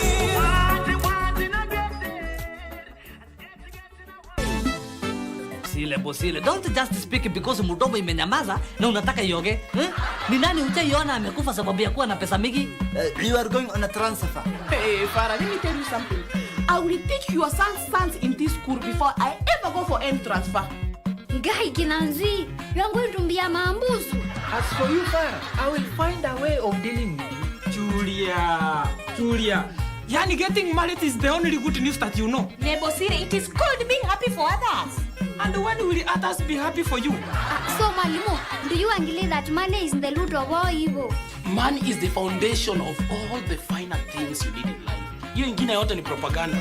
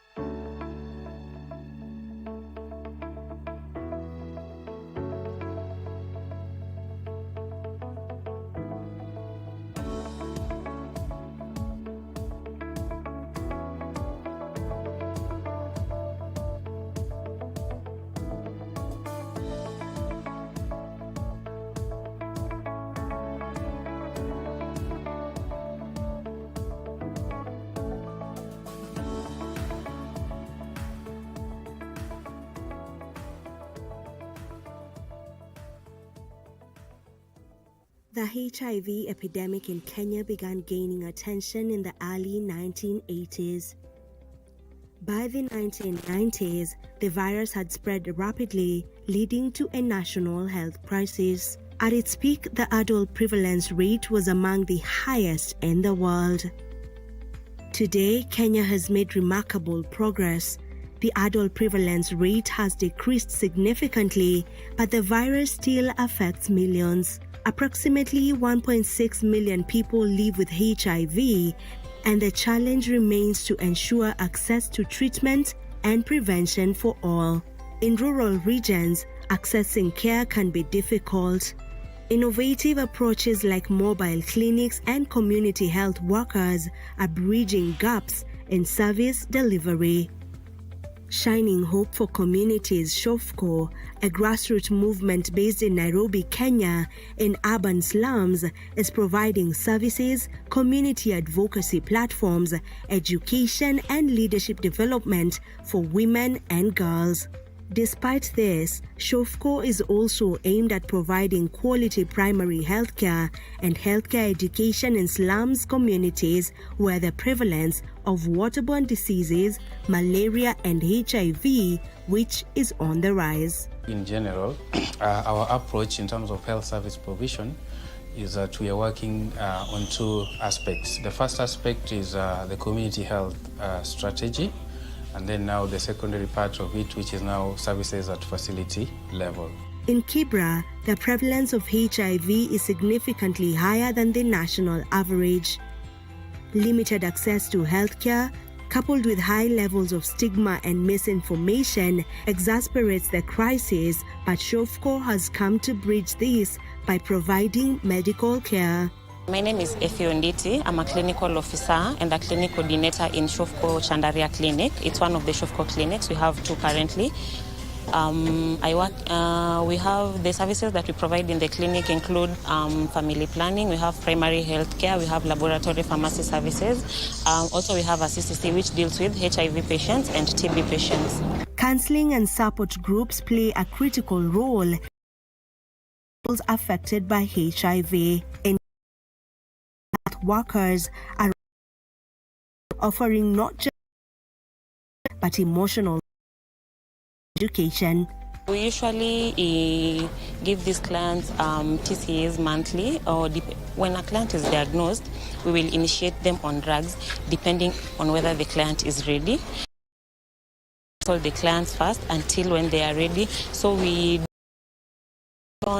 we start. Then depending on how the client is faring on, we progress them to a month, then after every 3 months. Others will even give them TCAs of up to 6 months.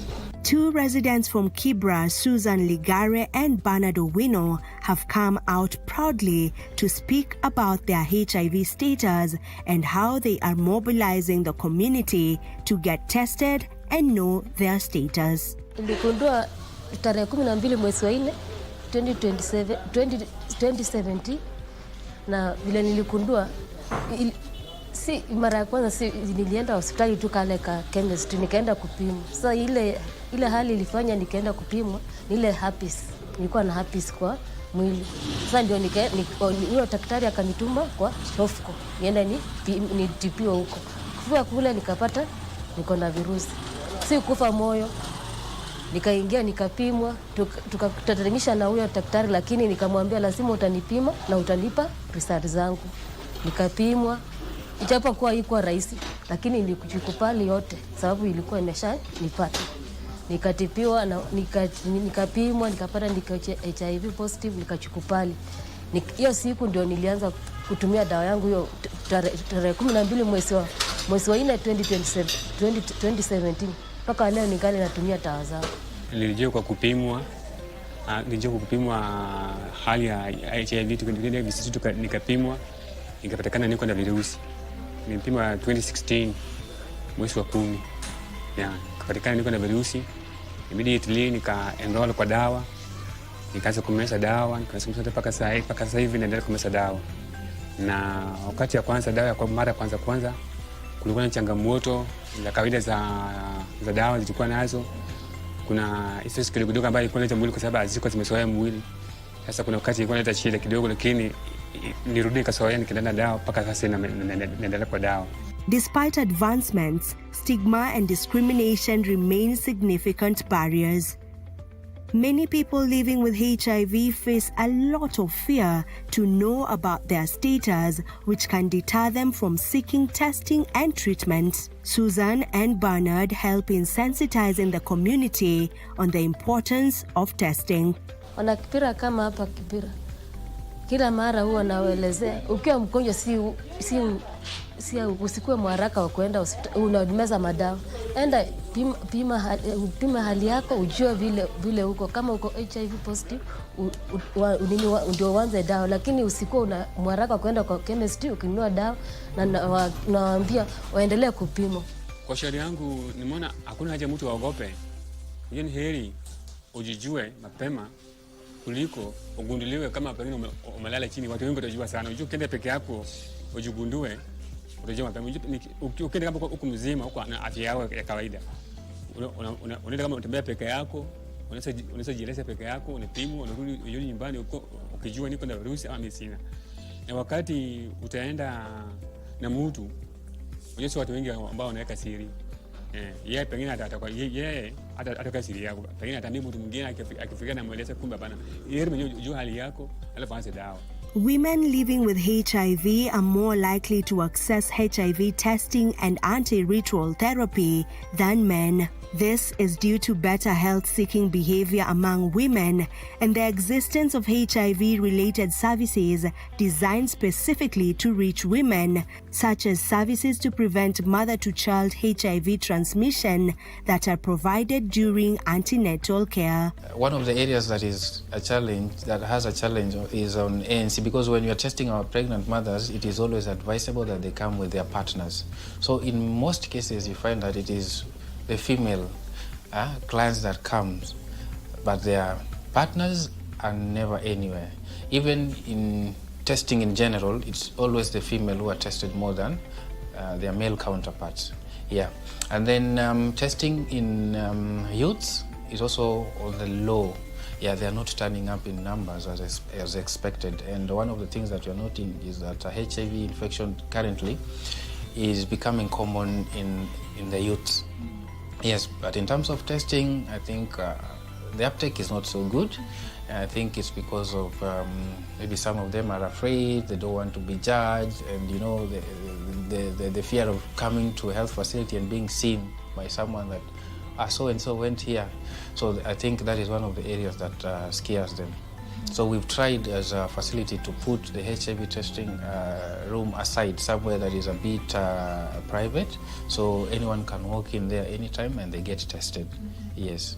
And then we're also doing a lot of advocacy through our community health promoters and also the support groups that we are conducting. It's positive, mostly on the factor of females. On the male, we are still struggling because we'll find when you diagnose a female client, you encourage them to bring their spouses.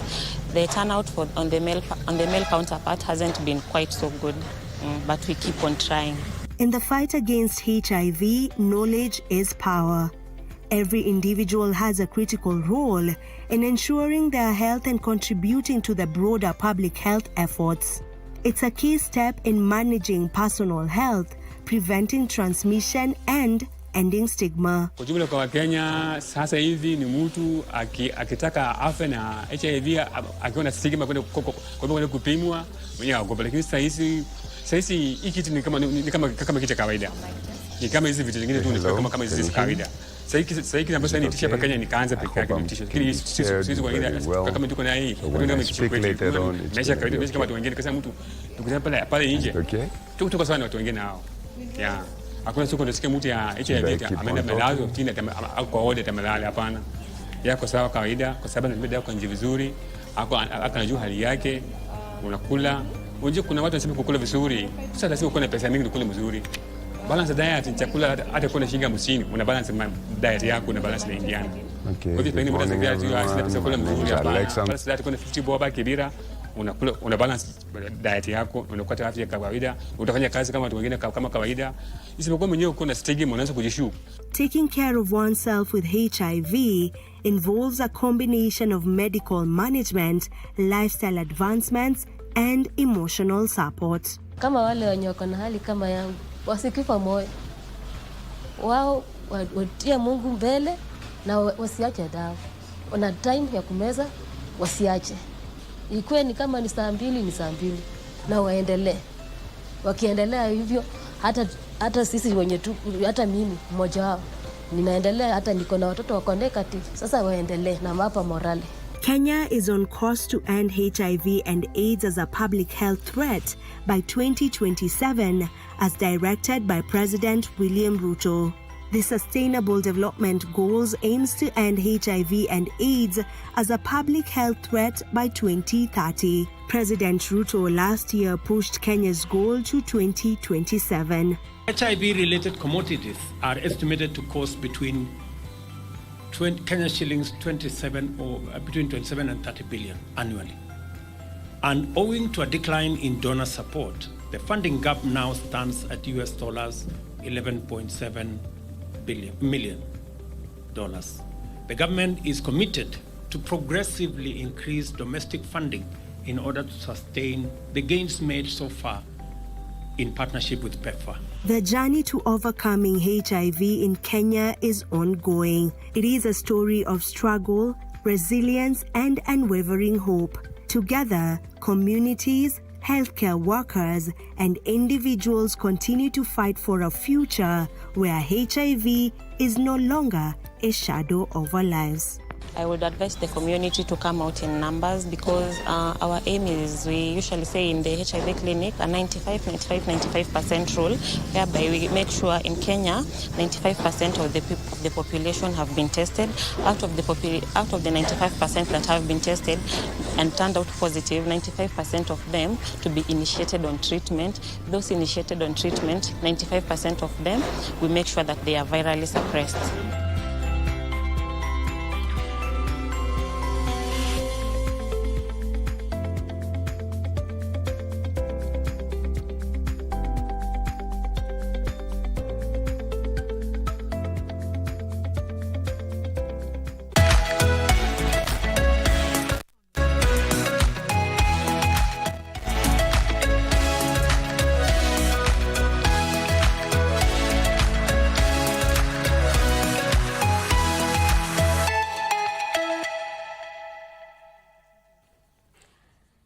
Thank you for staying with us. This is Good Morning Kenya. My name is Vivian Degwa, and we get into our next conversation that I had mentioned earlier on our intro, and that is the International Day for Biosphere Reserves. We have guests in studio who are going to be telling us all about that, because I know many of you may be wondering what exactly is a biosphere reserve, and worry no more, because our guests are here specifically for us and just to get us into this conversation. I will begin by introducing them, beginning from the one on my immediate left, and that is Dr. Alexandros Makarigakis. He is from UNESCO. And then right next to him is Dr. James Njogu. Dr. James Njogu is the Acting Secretary General, Kenya National Commission for UNESCO. And immediately after him, we have Dr. Boniface Wekesa Wanyama. Dr. Wanyama is the Chair, National Man and Biosphere Committee. Welcome to the program, gentlemen. Thank you. Thank you, Vivian. If I may begin with you, Dr. Alex, just paint that picture for us. When we talk about a biosphere reserve, it seems like quite a new word to many people. What are we talking about? Biosphere reserve, let's start with a little bit of history. Up to now, when you have an area which is rich in biodiversity, whether this is a forest, it's a coastal area, let's say, or it's a wetland, what governments would like to do is to protect it. So they would make a protected area, right, a park. So UNESCO, more than 4 decades ago, realized that the approach of having just a park did not work with the local communities, right? It was more of an approach of look but don't touch. And this does not really work in reality. So we came up with the concept of biosphere reserve that serves practically 3 purposes. The first purpose is the original purpose. Let's protect what we have for the generations to come, right? For our own health and socioeconomic development, also for the generations to come. The second thing was to take benefit of that to understand better nature. So we use it for scientific purposes. We go and we do some research there to find out more about the animals, more about the plants. Nowadays, how does climate change affect all these things? And the third and most important part, that's what really makes the Biosphere Reserve a UNESCO designated site, is the communities around it. So we want to work with the communities and want to make sure that the communities understand why this area has to be protected. Not only from a nature point of view, but how do they benefit by protecting this area. Okay. So this harmony between protecting nature, but also socioeconomic development of the communities, at least around it, is what makes a biosphere reserve. All right. And what makes a place qualify to get that status of being a biosphere reserve? The three elements should be there. So first of all, you should have a legislation that protects part of this biosphere reserve, like what we call the core, right? So there should be a place where it has very rich biodiversity that you would like to protect. So your park, your protected area. The second thing is, like we said, some research going on so that we try to understand better. But the third, like I said, the most component, we have to see from the nomination that the countries do to UNESCO when they would like to call an area a biosphere reserve, that the communities are involved in the process, that they're involved in the management of the biosphere reserve. Not only, okay, we have some communities around, we know them. No, they should know what is happening, why they're doing it, how they can help, and how they're involved in the management. So once we see a file like that, then we say, okay, this fulfills the criteria and we can call it a biosphere reserve. All right, well explained. Now, Dr. Njogu, maybe if you can tell us just how many of such reserves do we have in Kenya, and which are they? Do we know about them? Thank you very much, Vivian. We have 6 biosphere reserves in Kenya. And globally, we have 738 biosphere reserves in 134 countries. And out of that, we have about 22 which are transboundary, meaning that they are between 2 states. In Kenya, we have a biosphere reserve along the coast, within the savannah area, and the mountain. Those that are in the coastal area include the Kiunga Biosphere Reserve towards the north coast, which forms part of the Lamu Archipelago. This was nominated a while ago in 1980s and occupies some space with several islands and part of the mainland. The other coastal biosphere reserve is Malindi Watamu Biosphere Reserve, which was created in 1979. And the park itself is among the first national parks in Kenya as a marine park, which was created in 1968. Later in the year 2019, we extended to include Arabuko Sakoke Forest, and therefore the title changes to Malindi Watamu Arabuko Sakoke Biosphere Reserve. Those are the 2 in marine areas. Then we come to the savannah, we have the Amboseli Biosphere Reserve. This is basically within the savannah, this lowland, of course, with a very rich biodiversity. In particular, Amboseli is known for elephant, is known for the grazers, the zebras, and diverse biodiversity, including the marshes, the dryland, the shrubs, and so on. Then we come to the others, which are basically a mountain or hills. This is Mount Kenya Biosphere Reserve. This was again designated in 1978 and basically covers the whole mountain, which is very critical in terms of conservation of biodiversity with endemic species. It's a water tower and a lot of cultural activities over there. We have the other one, which is Mount Kural.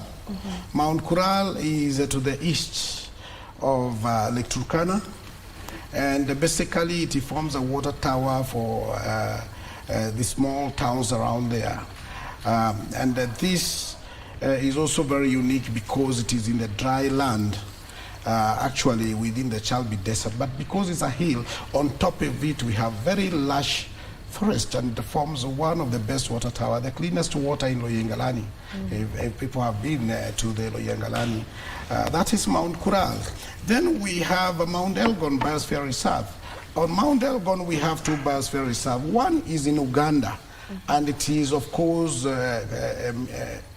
contiguous with the Kenyan side That is the Mount Elgon Biosphere Reserve in Kenya. And recently, 2023, we are able to qualify it as a transboundary biosphere reserve. So currently it is designated as from 2023, and we are going to launch actually this year to launch that transboundary with the signing of the MOU between Kenya and Uganda, because it is basically transboundary. Those are the 6 biosphere reserves we have, covering a wider area.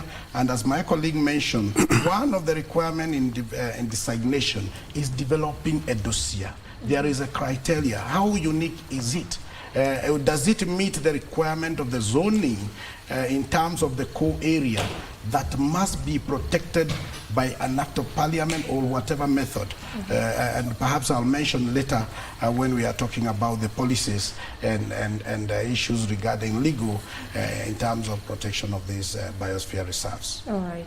Maybe there's someone who's watching and they would want to know the difference between a national reserve and the biosphere. Maybe where does the difference come in?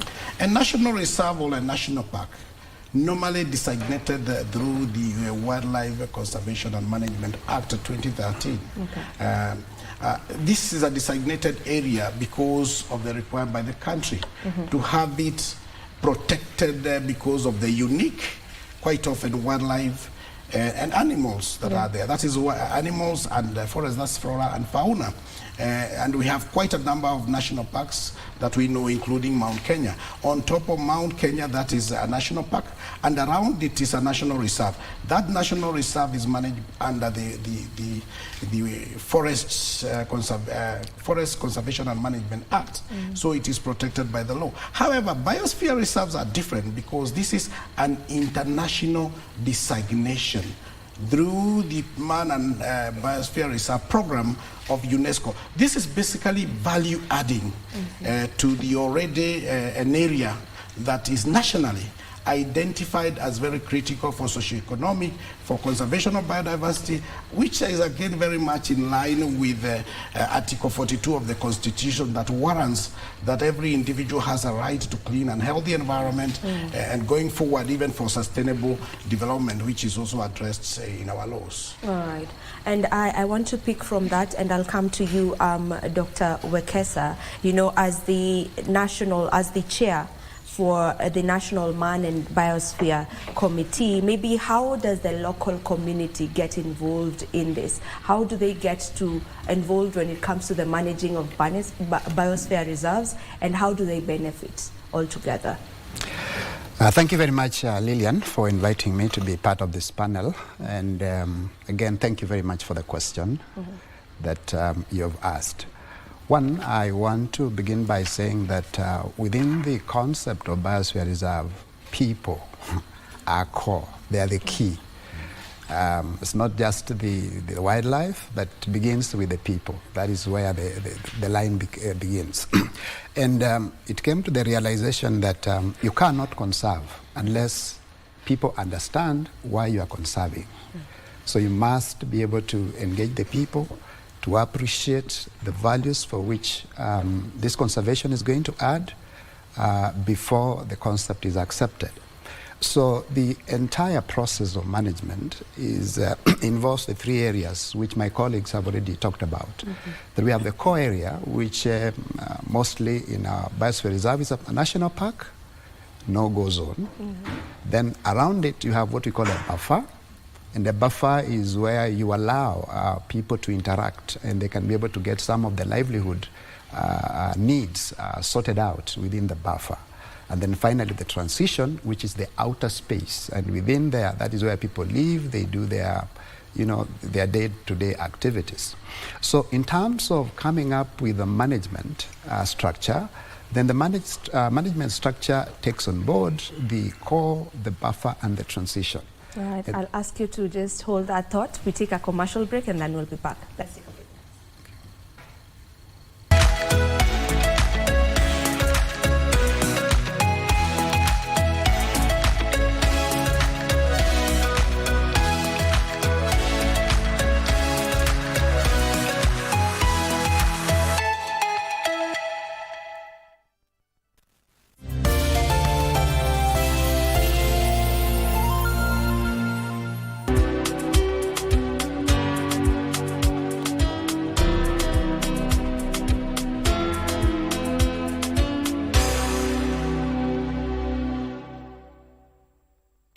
Mtazamaji, tumekuandalia taarifa zinazogonga vichwa vya vyombo vya habari kutoka hapa jijini Nairobi na pia mashinani. Wanahabari zaidi ya ubora wao wako ange kukuletea habari pindi zinapochipuka kutoka pembe zote za Kenya. Kwenye kipindi cha Tamrini tunakuletea mazungumzo ya moja kwa moja kufafanua na kuangazia masuala yanayokuhusu wewe mtazamaji. Kumbuka, taarifa yenye thamani daima hupokewa kwa amani. Hivyo basi usikose kuungana nasi kila siku ya wiki. Tukupakulie na tukutaarifu taarifa yenye mnato kwenye runinga unayoienzi. Kwenye kurunzi mashinani, sisi DC.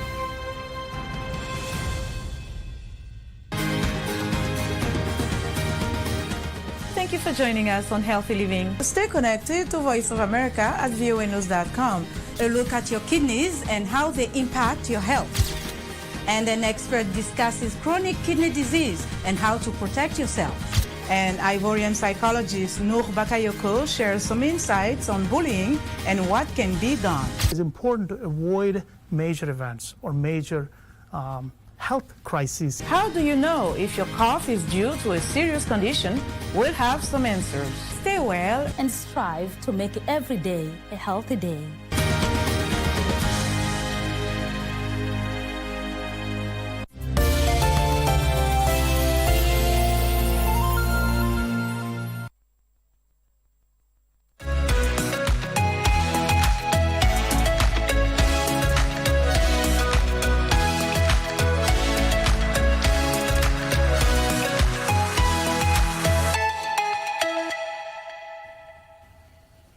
And we are back. Thank you for staying with us. Before we took that break, Dr. Wekesa, you were just explaining to us how you get to involve the communities in this biosphere reserves and the importance of having them be part of it as well.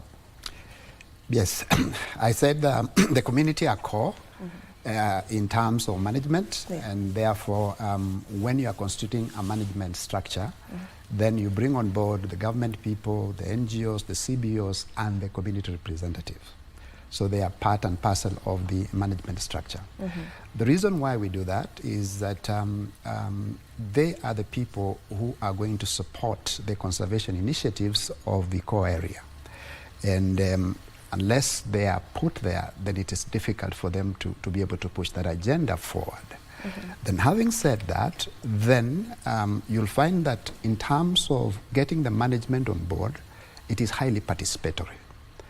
People participate in electing who should be able to be part of it and who should not be able to be part of it. Then having done that, then the communities organize themselves either through the CBOs, where now targeted funding by donor agencies, by international NGOs, they bring money to begin to start projects within the buffer as well as the transition zone, and those projects are geared towards conservation. I want to give you an example, like one of the biosphere reserves that my colleague mentioned, which is Mount Kulal. It is purely managed by the community. Unlike the other 6 which he did, this one, when you look at the core area, it is the elders. They have what a team called Wazee wa Mazingira. And the Wazee Mazingira are the ones that push that agenda of conserving Mount Kulal, particularly the core area. Then, of course, there are the benefits that the communities drive from that. The communities provide services. For example, when we go to the marine area, you want to go to a marine park, then you must hire the boats. The boats are not managed by Kenya Wildlife Service, but the boats are managed by the communities. They also provide tour guides. They also provide market. They benefit by getting market of the products from the people who visit the area as well. All right. Yeah, so there are quite a lot of benefits that are associated by being part of this biosphere reserve. Okay. To you, Dr. Alex, as a scientist, how do you combine the scientific knowledge and the indigenous knowledge when it comes to managing biosphere reserves, specifically in Kenya? Okay, first of all, let's think about what is indigenous knowledge, right? So both indigenous knowledge and scientific knowledge rely on observation. So indigenous knowledge is practically knowledge that has been passed from generation to generation through observations, right, of the indigenous communities, of how their animals, the plants behave, how the weather patterns evolve, how to manage their land. So when it comes to the combination of the two, right, first we try to bring in scientific tools, so your scientific knowledge, into the indigenous communities and help them with their practices. And vice versa, we try to get their knowledge to enrich our understanding. So I will give you a couple of examples. The communities know better the animal behavior, let's say. By gaining that knowledge, then we can make better restoration of the habitat, and we can protect the area better, right? We can bring in analytical tools or environmental monitoring afterwards to ensure that everything will go well. So we take this knowledge, first of all, we have to record it and register it for other generations to have it too, but then we benefit from the management perspective. Vice versa. As our colleague said before, there is a transition zone in Biosphere, Biosphere reserves where people can have their activities. So if they want to farm something, agriculture, right, they use their own seeds and they know when to farm. But with climate change, now things have shifted and they cannot keep up with the understanding of when to now put their seedlings. We can use scientific tools like big data, analytics, etc., so that we can monitor better the properties of the soil using remote sensing, satellite information, and then we can tell them when is actually a better time to start with the planting. And this way to help them out. And this is how we're trying to combine the two. We benefit from their knowledge to do a better management of the site, and we help them with their development also with our tools.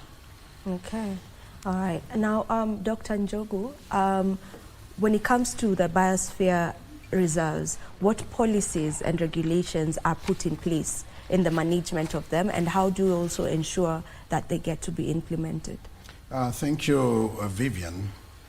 As mentioned earlier, is that biosphere reserves have the 3 zones. There is the core zone, there is the buffer zone, and there is the transition. So in that context, we have quite a number of laws and policies that apply. Again, biosphere reserves are about people-oriented. The core area being either a national park or a national reserve, it is either managed by all under Kenya Wildlife Service or Kenya Forest Service through an act of parliament that created these institutions, that is the Wildlife Conservation and Management Act for Wildlife and Forest Conservation and Management Act 2016 for the forestry.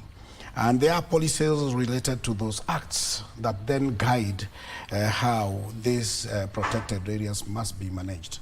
And of course, most of these are touristic areas, especially under the wildlife. And under forest, you may have plantation and indigenous forest. Indigenous forest is protected. However, in the buffer zone where we have a plantation may be utilized when the trees are mature and more are planted. And it provides a good buffer. The word buffer is basically to protect what is core.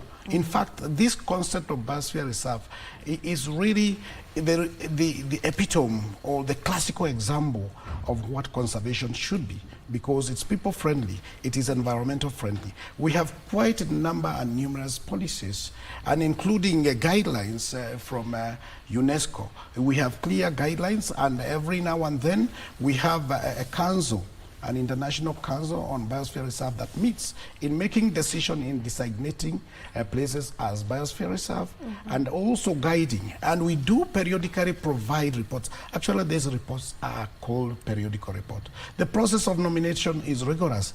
We must prove that there exists a legal system or even a policy framework that guides in protection and utilization.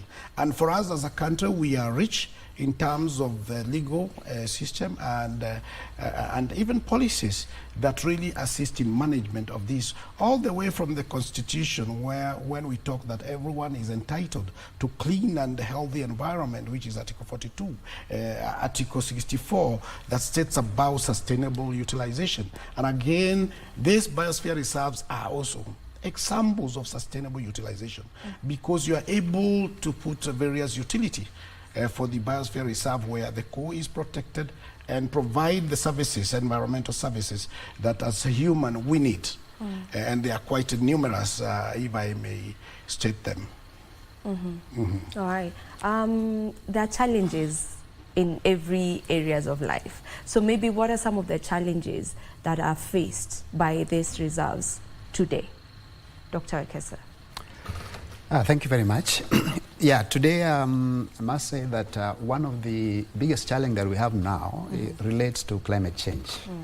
All of us in one way or another, wherever we are, I'm sure we have experienced things like climate change. Life is not the same way it was before. Seasonalities, very frequent changes, moving from one extreme to another. So those are some of the effects of climate change. But in the Biosphere Reserve, we have much more than that.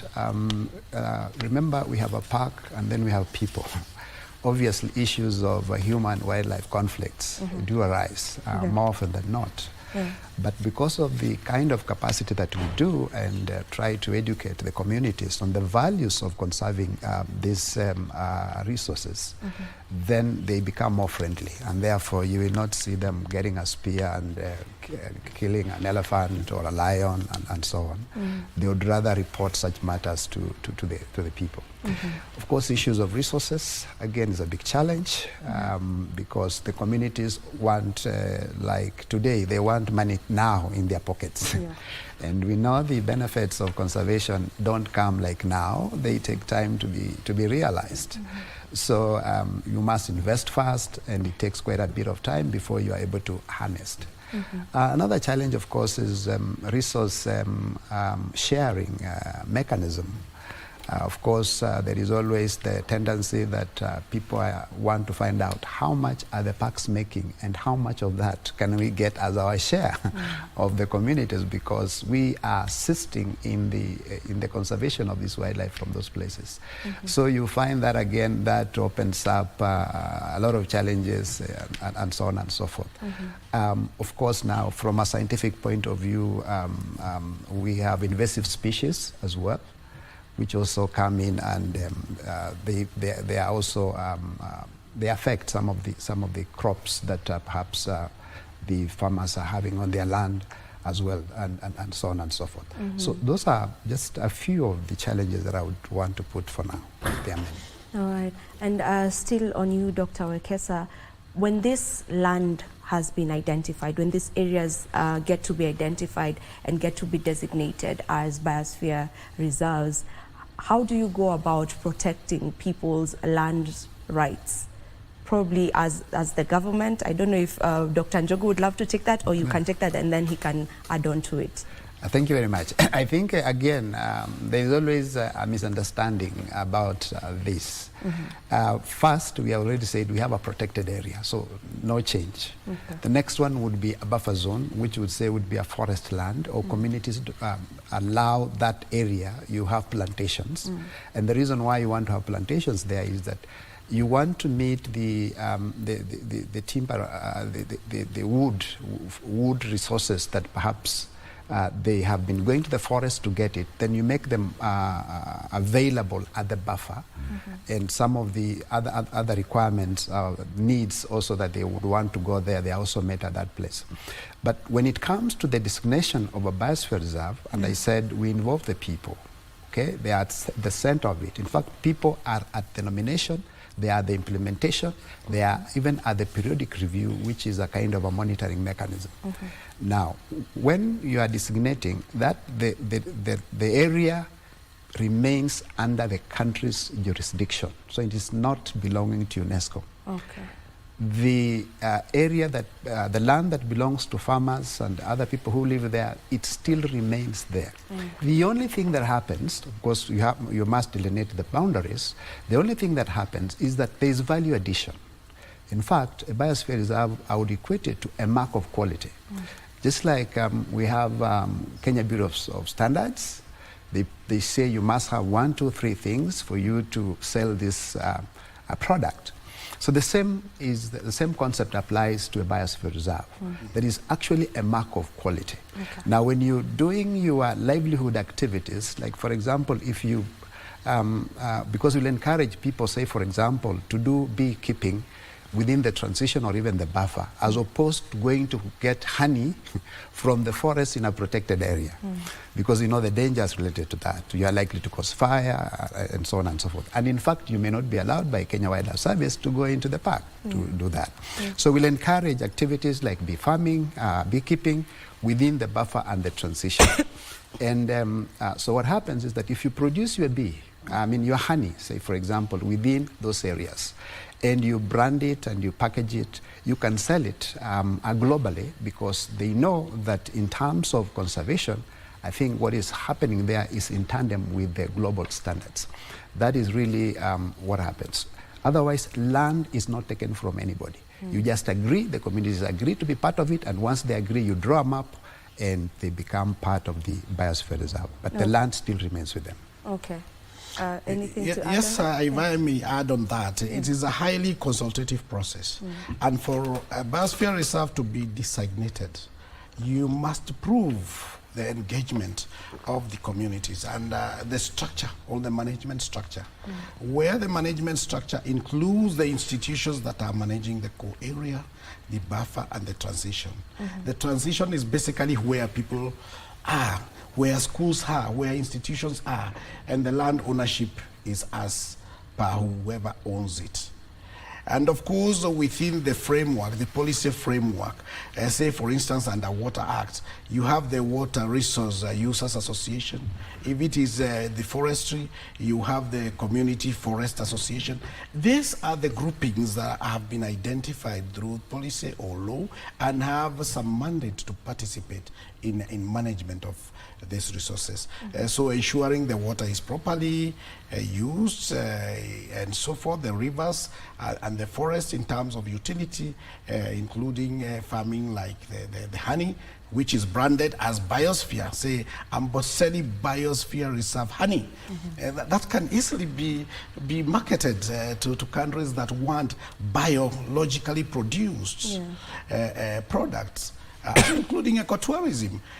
This brand is very important where there are tourists who just want to come to a biosphere reserve because they are environmentally concerned. So in terms of land, we really have to ensure that this is working far much better. If it is Amboseli, you know the different land arrangement system where you have the ranches. Of course, the ranges are subdivided into individual parcels, but again, that provides a very wonderful buffer of Amboseli and ensuring that it is protected. So indeed, it is really value adding. Value addition. Value addition. All right. So to you, Dr. Alex, Dr. Wekesa mentioned that one of the challenges that these areas face obviously is climate change. So maybe how can the biosphere reserves get to adapt to the changing environmental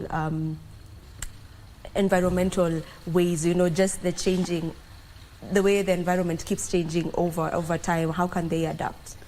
Okay, we have to understand that actually we are monitoring. One of the things that we're doing is we're using these biosphere reserves across the world. As Dr. James was saying earlier, we have biosphere reserves in 134 countries.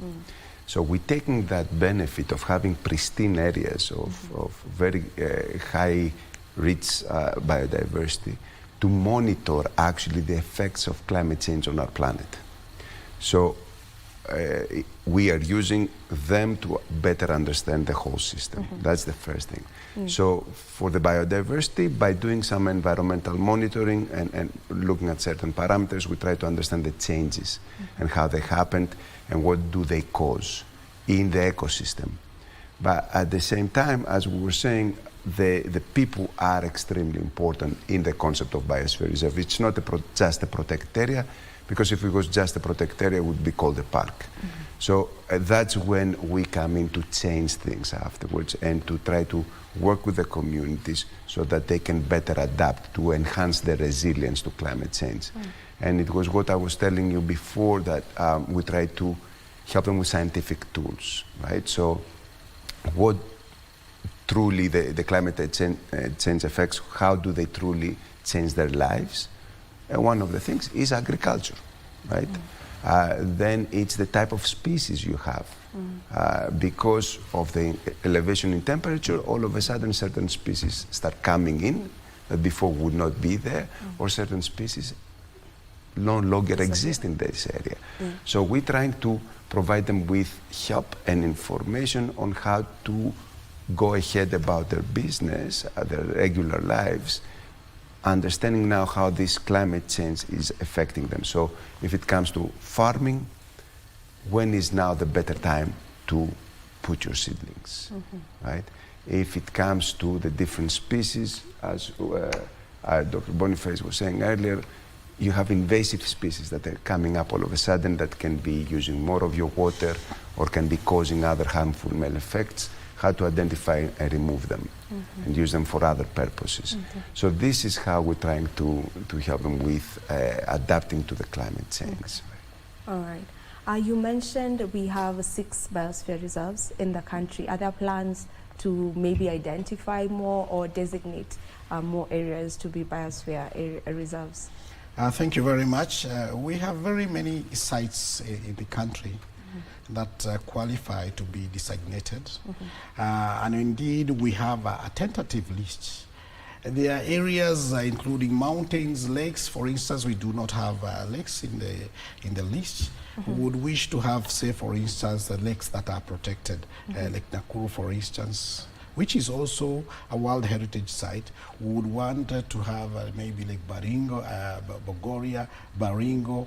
The Taita Hills are classical, maybe if we, especially the protected forests, the Chulu Hills, which is protected, which is near Amboseli, between Amboseli, Savo, Chulu Hills in Kitui, Matthew Ranges, for instance, in the northeastern part of Kenya, Shimba Hills, another place, Loita Hills, Naiminencio Forest, which is again famous in the south part of Narok, the Nandi Hills, Masai Mara, which can also be even transboundary between Masai Mara and the Serengeti. You can even nominate a whole lake Victoria. Actually, as an Eastern Africa and the EAC, East African Community, we have already initiated a process to see if we can. Mao Forest is complex. It's also another area that can become a biosphere reserve. Ideally, because it's value adding, we can have these sites, including Aberdare Ranges, Aberdare Forest, Kerio Valley, Elgeyo Escarpment, which is already we are designating under UNESCO as a geopark. These designations are the value they add. The protection of the ecosystem and ensuring that we continuously, as a country, continue to reap the benefit of the environment and ensuring this goes beyond our generation to future generations. So we have quite a number that we would wish to designate. But it's a long process. It involves funding. We need money to do the process and present it to the International Council for it to be approved. It is actually a contestation. You can imagine globally having 738.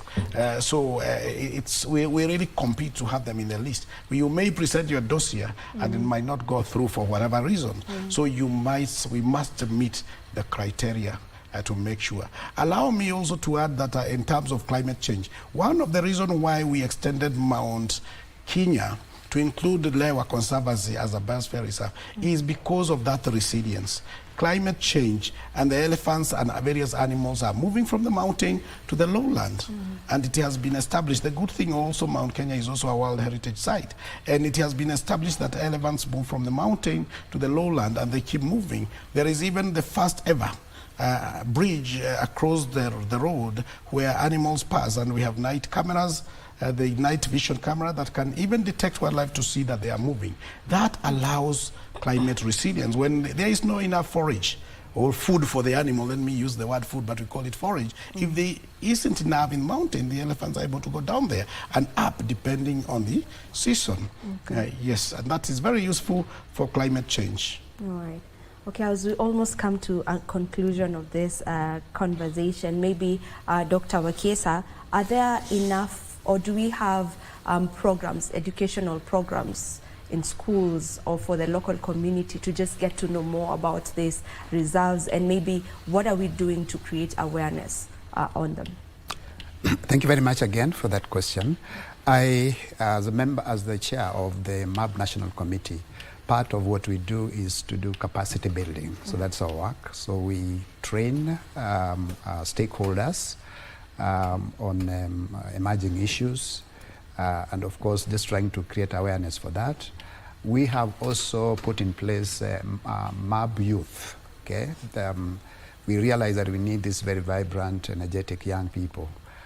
So we have established forums at each of the 6 biosphere reserves. We have a MAB Youth Forum. And we have built the capacity of this of these young people, and we continue to do so. And we are now using them to reach to as many people as they can within their jurisdiction. So yes, the programs are there, and we have structured a way of doing some of these trainings. All right. Thank you. Okay, now let's finish off with Dr. Alex. Kindly tell us, we know that the celebrations are almost here. That is the International Day for Biosphere Reserves, and that's actually why we had the interview today. So it's celebrated every 3rd of November. When will the celebrations be happening on that same day? Where will they be happening? And maybe you can take us through some of the activities that you plan on taking place on that day. Yes, so as you correctly said, the International Day is actually celebrated on the 3rd of November every year. This year, because the 3rd falls on a Sunday, we will move the celebration in Kenya at least on the 4th of November. So we're organizing celebrations at Naramoru in mountain Kenya. Celebrations will start at 10. And we're expecting, to have some cultural activities. We're expecting to have, of course, some speeches celebrating the day and why we're celebrating this day. And then some tree planting activities too for the restoration of the forest. Okay. So, yeah. Everyone is welcome? More than welcome. We hope that we have a lot of people to start raising the awareness about biosphere reserves. Okay. I'll take your parting shots in the fewest of words. Yes, thank you very much, Vivian. My parting shot is that let us celebrate the biosphere reserves. They are very critical in the conservation of biodiversity, climate change, learning, and our socioeconomic situation, improving them. So this is very key, and thank you very much to Good Morning Kenya for this opportunity to inform the people about the biosphere reserve. Thank you very much. Thank you. Dr. Wekesa. Thank you very much again. I just want to tell the communities that these are proven tools, and we would want as many people to get involved, and particularly those that are living around the biosphere reserves. There are a lot of benefits they stand to benefit as a result of being members of the respective biosphere reserves within their jurisdiction. Thank you. All right, Dr. Alex, your parting shots. Just come and celebrate with us, get aware about this and get involved. Biosphere reserves are a combination of socioeconomic development and nature protection. So the concept is needed more than ever, especially because of climate change. So let's get into it, let's say, expand it, celebrate it, but also participate in it. Okay. You're more than welcome on Monday. All right. Thank you so much, Dr. Alex, Dr. Njogu, and Dr. Wekesa for joining us for this particular conversation. I am sure that we have gotten to learn a thing or two from it.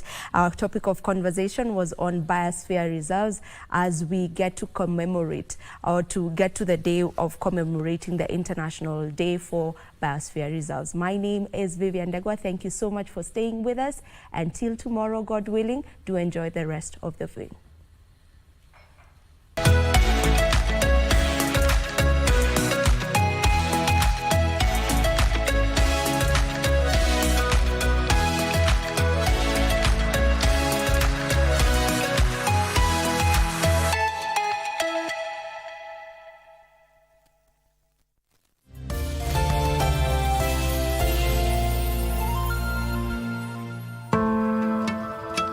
Are you a holder of unclaimed financial assets? All holders are notified to report and surrender unclaimed financial assets to the Unclaimed Financial Assets Authority, UFAA, on or before November 1st, 2024.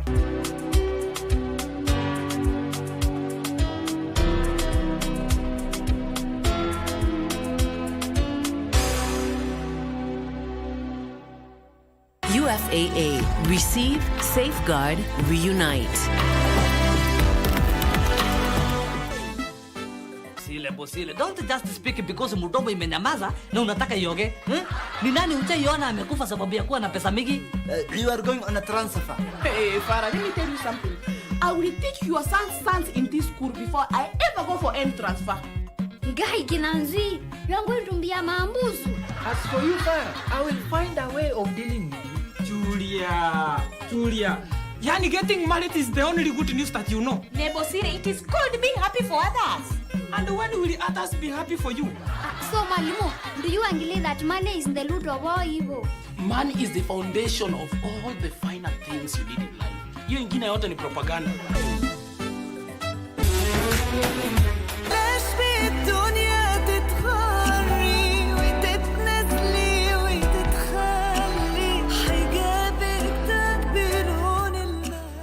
Basi yule ambaye atautumia ulimi wake kwa mambo ya kheri, Allah subhanahu wa ta'ala atampa manufaa katika dunia na kesho akhira.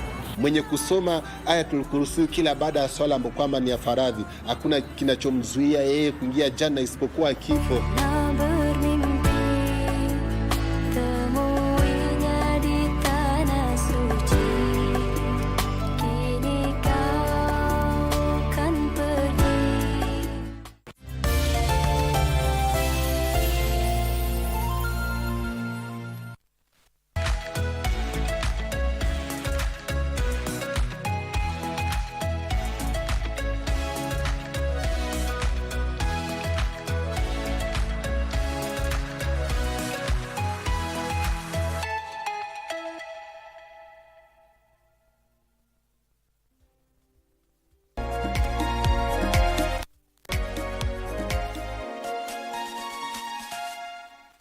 When a woman is given the tools and opportunities to support herself, the impact created goes far beyond her. It creates a cycle of women empowerment where one generation inspires and uplifts the next. For Lydia Wasike, this realization led her to begin the Yomosko organization, an institution that offers young women an opportunity to rise against all odds. Her inspiration came from getting a child at 14 years old and ending up on the streets. I gave birth at a teenager age. I was only 14 years. Nikapata mtoto wa kike. Yeah, so what I went through ni kitu yenye iliniguza sana because nilipitia mengi sana. Nikikuja kuishi nilikuja baba dogo with my aunt. My aunt alinikaribisha tukakaa naye. But challenges za maisha, kila mtu na maisha yake. Maisha haikuwa rahisi. Mpaka ikanisukuma nikakosa mahali pa kukaa. Nikajikuta kwa street with my baby. Sina mahali pa kwenda, like completely sina, na mtoto ni mdogo. Nilitoka tu nje ya plot. Hiyo place ilikuwa inaitwa Ngomongo. Kitu 30 minutes. Nililia. I think nililia ile uchungu ya huna mzazi, huna mahali pa kwenda. Mama akasikia, akatoka nje akachungulia. Akaniambia sawa, sasa mimi mali naweza kusaidia. I'll take you in kama mtoto wangu. Tukakaa first week, second week akanipeleka training. Akanipeleka kwa rafiki yake. Akaniambia nimepewa msichana, you coach her mpaka ajue kushona. The moment atajua kushona, uniambia amejua kushona, nitajua venye nitamsaidia from there. So nikielekea kumaliza, kaniambia now there's somewhere wana recruit watu mambo na kushona in a certain company just near ilikuwa baba dogo. Can you do that work? Nikamwambia yes of course. Nilifanya almost a year, nikapata something, nikasave for some almost 9 months. Kazi yangu Kariobangi. After kuweka kazi yangu, then maisha tu ikakuwa sawa, like God alifungua milango. She saw the crucial need to change this narrative by equipping young women with different skills. kuna msichana nikamwona anashinda akikuja kila siku asubuhi, anakaa mahali na mtoto amejikunja. Nikamuuliza, una you willing kushona? Akasema unaweza taka kujua? Akasema msichana. Nikamchukua akaanza training hapo kwangu, akamaliza akapata kazi hapo tu kwa soko. So after kumaliza akaleta wengine wakakuja, nikapata wasichana wangapi? 3. Coming from difficult backgrounds, these women have to undergo mental counseling sessions to help them cope with difficult emotions and break unhealthy patterns that could derail them in the program. After mental awareness, which tulifanya iko every Mondays, after computer classes wako na hiyo mental awareness, at least wanafunzwa. My motivation is when I just see these girls win. It's all about changing these girls' lives. Starting with just 3 students in a rented stall, Your Moscow has grown and now offers various technical courses that are considered basic and important. Our founder started this vision well before 2019, but it was not clearly defined what she wanted to do as per the organization. And now this is when she started to see there's a need to work with young people in these communities that are not very wealthy or anything. The first cohort we had 12 graduates. That was last year. This year we had one cohort that started in January. They finished in June. There were about 20 students. Now we have already begun the second cohort and they will be graduating in December. With the help of the community, the organization is able to get tutors who volunteer to teach the women. We are now currently partnering with Life Ministry and Kin International. We also have a few friends, families who come and step in for us. At the moment, we are also trying to get grants from the government, from other NGOs. Yeah, we're just working towards getting the resources to work for the organizations. As Moscow, we are privileged, I would say, to be centered in a community organization. We work very closely with the churches and the communities around us, with the Nyumba Kumis and the chairman of different places here. Though the organization is able to manage the current number of students, nothing is without its challenges. Unajua, everything ni mambo na resources. Unapata, for the staff, for the tutors, they volunteer. You can't trace a volunteer your entire time. Unapata sasa mwalimu amekuja, amefunza for a month.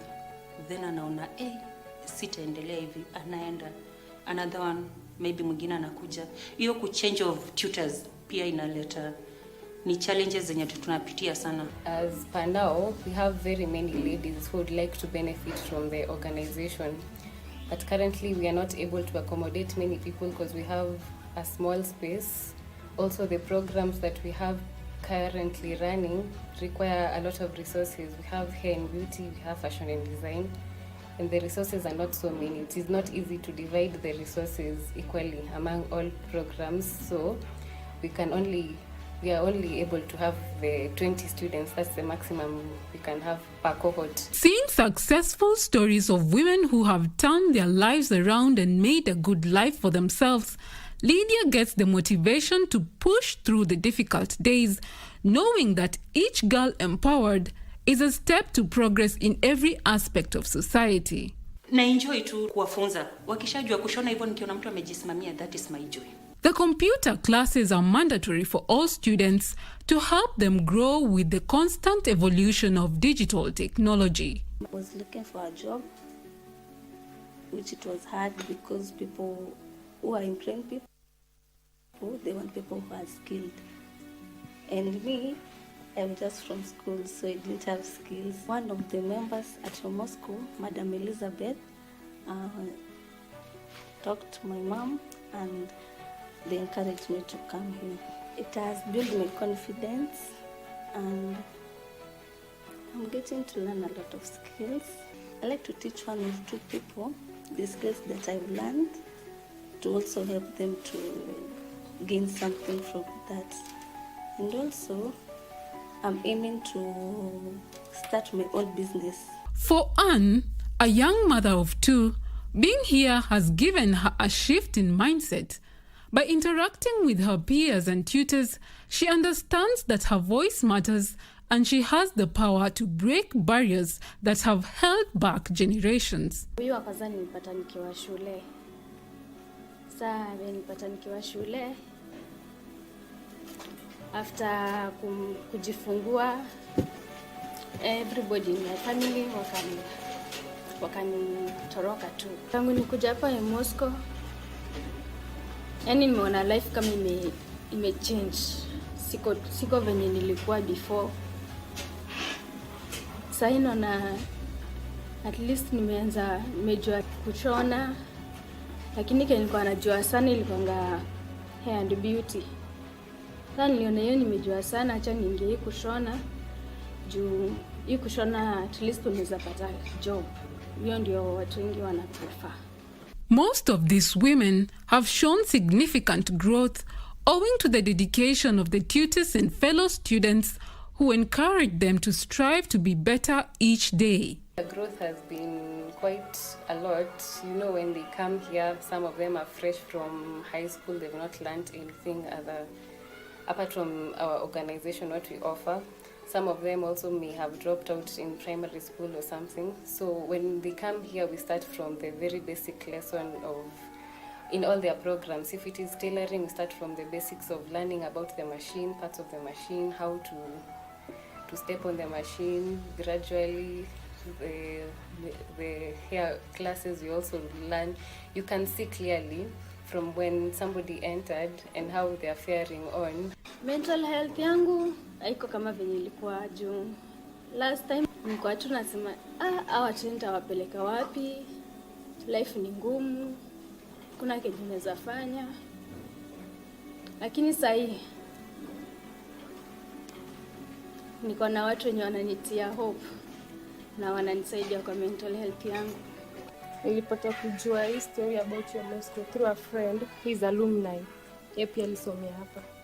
I'm passionate about makeup since nilikuwa na dream from childhood. I wanted to be like Wabosha. Challenge big sana kwa madem ni kupata job. So without the skills you can't get any job. Lilian Badhi, a successful graduate from the organization with skills on events and decoration, sees how the opportunity has opened new possibilities for her. She can now stand on her 2 feet and support her child. Tulifanya graduation last year. Nilikuwa nasoma hapa Moscow. Nifanya events and decoration. Sasa nafanya na Nairobi County. But still niko na side hustle yenye nafanya events and decoration.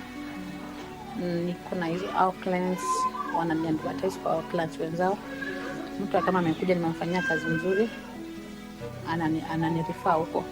Lydia kuna time ilifika singeweza kujilipia nyumba.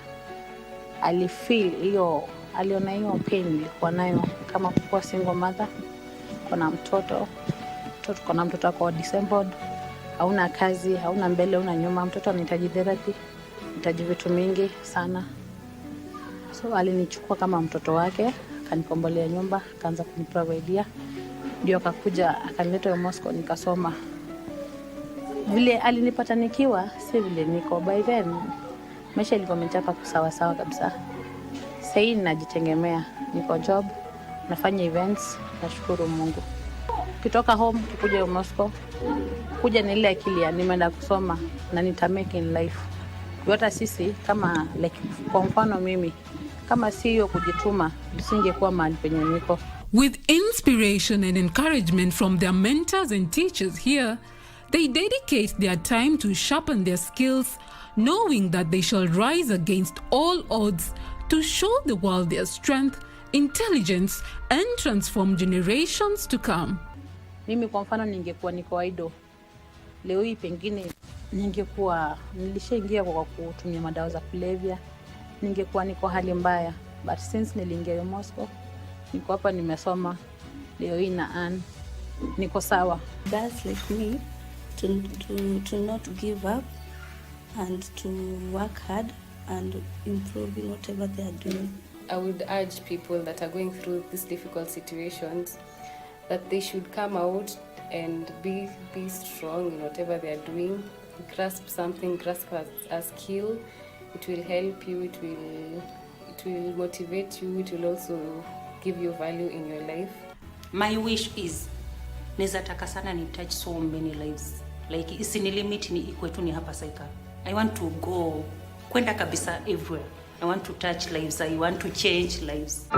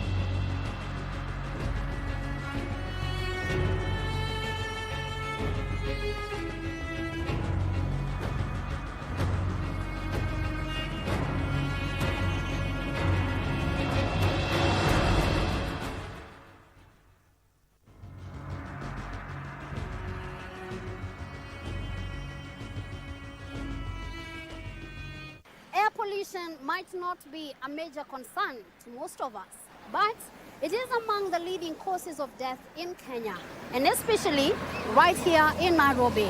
The World Health Organization estimates that 19,000 people die annually from air pollution.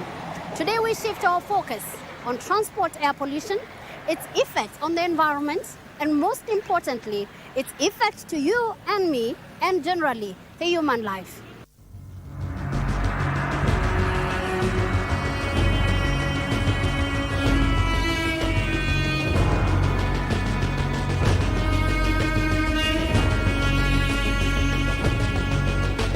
Transport is one of the biggest contributors to air pollution.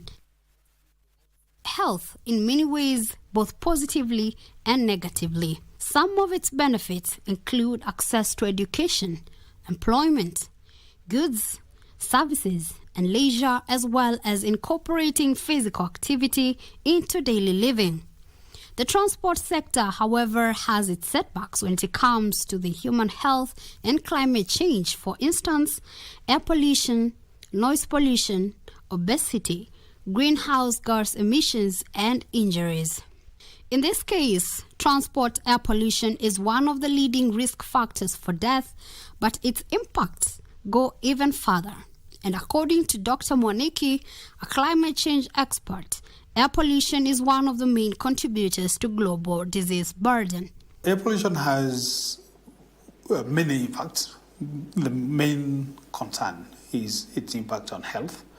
Some of the biggest issues is things like asthma, heart diseases, stroke. It has also been linked to premature stillborns, and also some forms of cancer, and also diabetes. So it's linked to a lot of diseases. And why this is the case is because when you breathe in dirty air, the way God made your system, if you eat dirty food, the stomach has acids and a way of getting rid of those elements that get into the food system.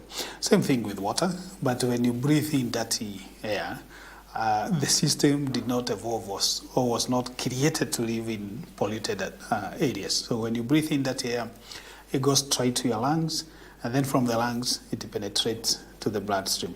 So there is no protection mechanism. And because different chemicals are usually in the air, so once they get in the bloodstream, then they affect different organs differently. And that's why you hear it has these very wide health impacts.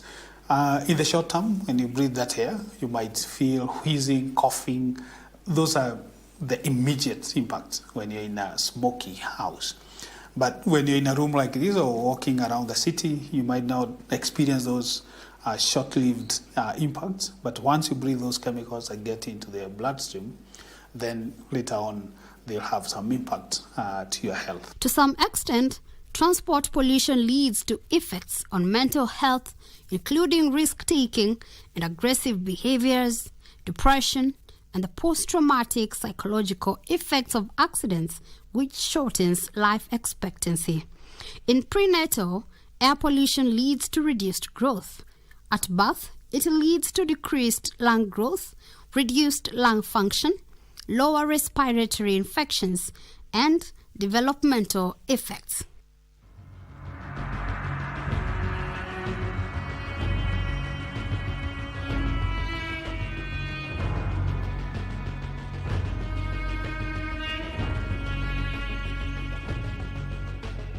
Air pollution concentrations on roads are relatively high, and commuters face unavoidable exposure during commuting as they are near the sources of emissions. When a car passes through you, where you are seated or walking, you see the smoke, you smell the gasoline. Transport sector contributes around 40 to 50% of pollution in Nairobi. And the main reason is because there are very limited regulations on how to maintain vehicles. Transport air pollution plays a major role when it comes to climate change. Air pollution has a couple of pollutants that also do drive the climate system. And they're called the short-lived climate pollutants. These include particulate matter, things like ground level ozone, NO2, which is more of an air pollution, but because of atmospheric processes, it does lead to formation of ozone. We do have other things like black carbon, which is an air pollutant, is a particulate, but also is a major driver of air pollution. Greenhouse emissions, which could result from human activities such as burning fossil fuels and deforestation, release gases like carbon dioxide, carbon monoxide, hydrocarbons, among others, which have been proven harmful to the human body and the environment into the atmosphere, trapping the heat from the sun, hence causing global warming, which contributes to both health issues and climate change with severe temperature changes.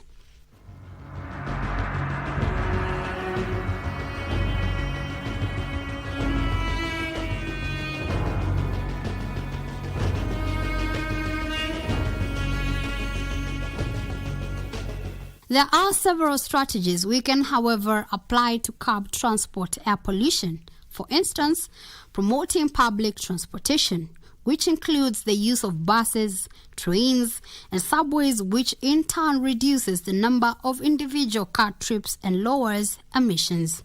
Active transportation, which involves walking and cycling, is another step toward reducing transport air pollution, not only in Nairobi, but across the country.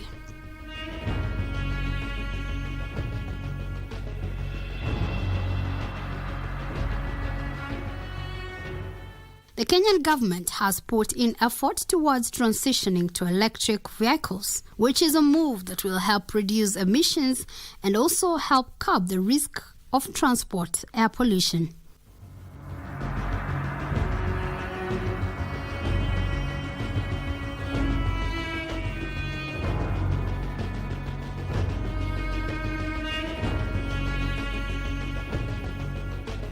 Efficient urban planning is another key strategy, as it involves designing cities to minimize travel distances, integrate residential, commercial, and recreational areas to reduce the need for long commutes.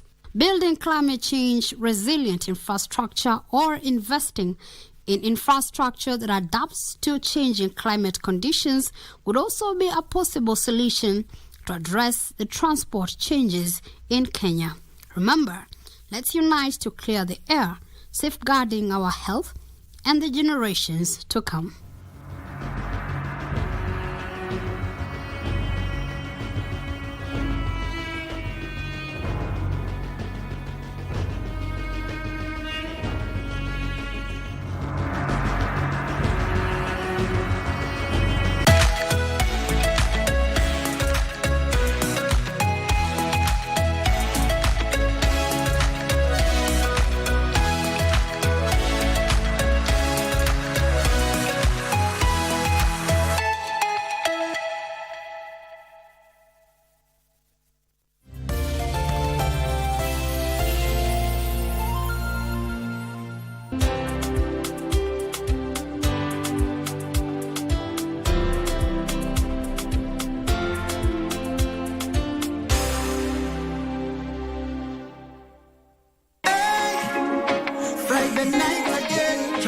Greetings in the name of the Most High, Jah Rastafari. My good name is Marley Moses, the positive warrior, alongside... Yes, sir, DJ D-Rage, the baddest. Each and every Wednesday from 10 p.m. on KBC Channel 1 TV.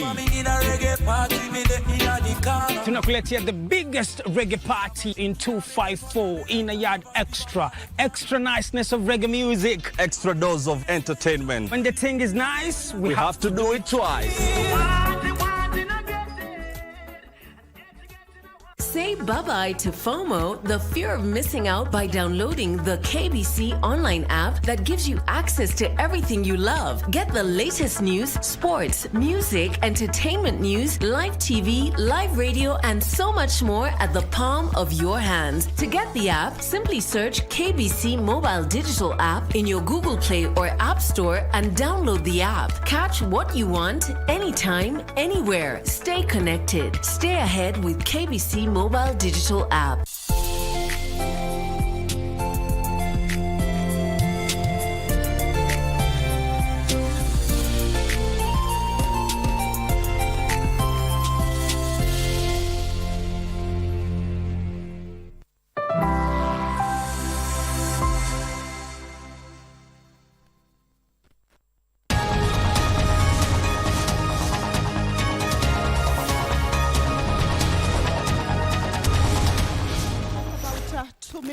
The Senate will commence its proceedings for this morning sitting on this 30th day of October, the year 2024.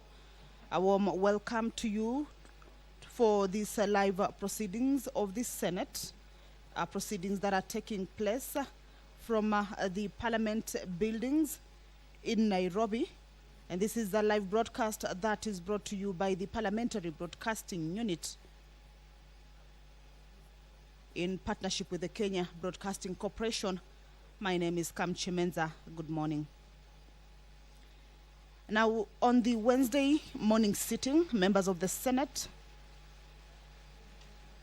as is the tradition, host various cabinet secretaries who appear before the Senate chambers to respond to various questions that are raised by the honorable senators.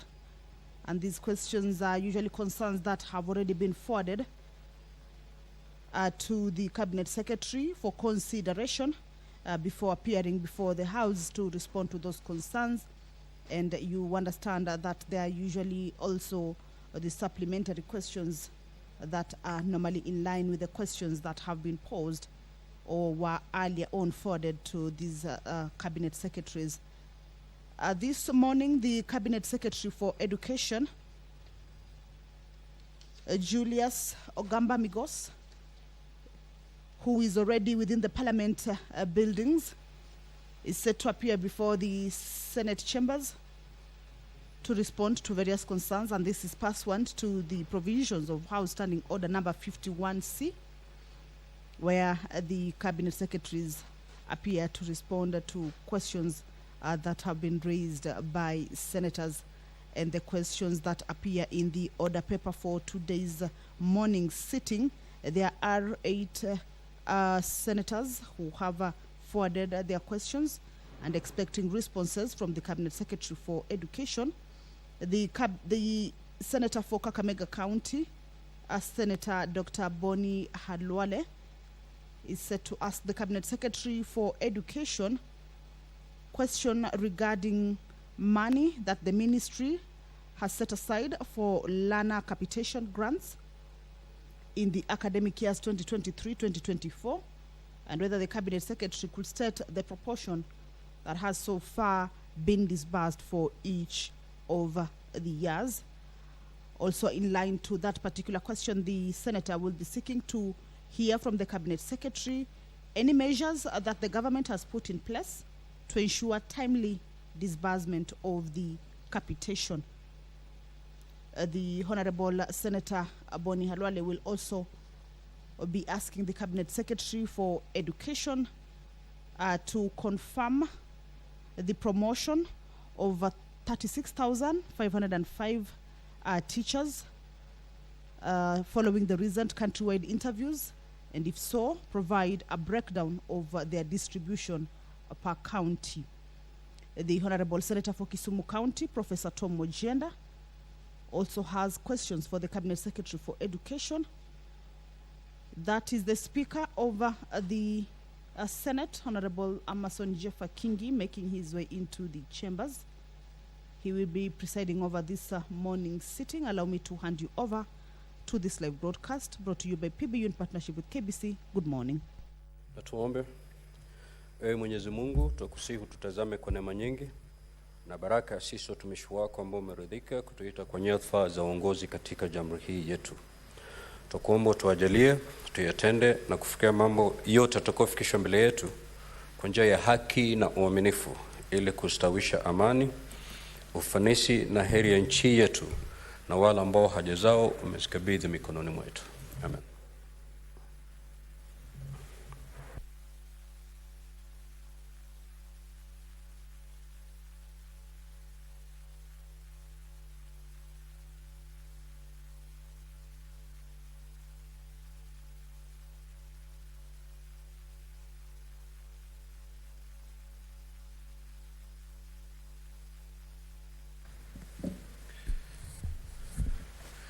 Clerk, do we have quorum?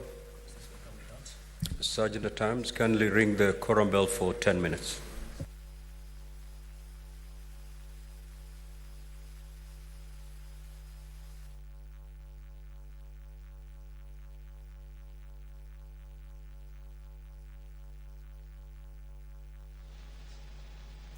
Well, that is the quorum bell currently underway for 10 minutes as directed by the Speaker and also as provided for in the House Standing Order number 40.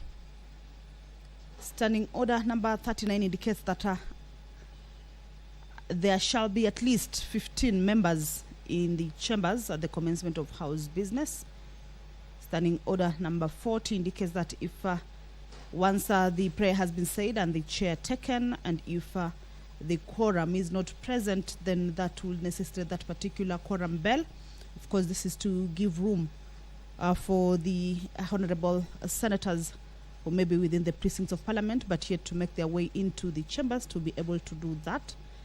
And that is the entrance of the chambers. So what we will be seeing until that particular quorum is achieved is that members will be making their way into the chambers. Remember, the sergeant at arms are also keeping tabs with the number.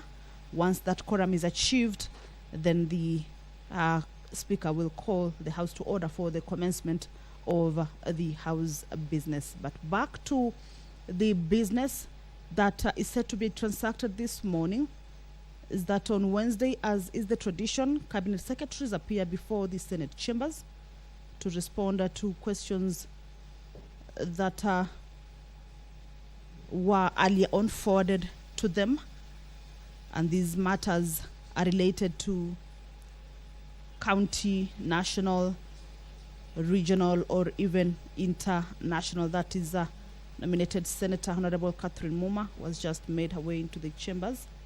More senators are expected to make their way into the chambers for the House to attain that quorum. We understand that the Cabinet Secretary is already within the precincts of Parliament, and once that quorum is achieved and the House business kicks off, then the Cabinet Secretary will be ushered into the chambers, take his position, and the members will be asking these questions for the members for the Cabinet Secretary to respond to.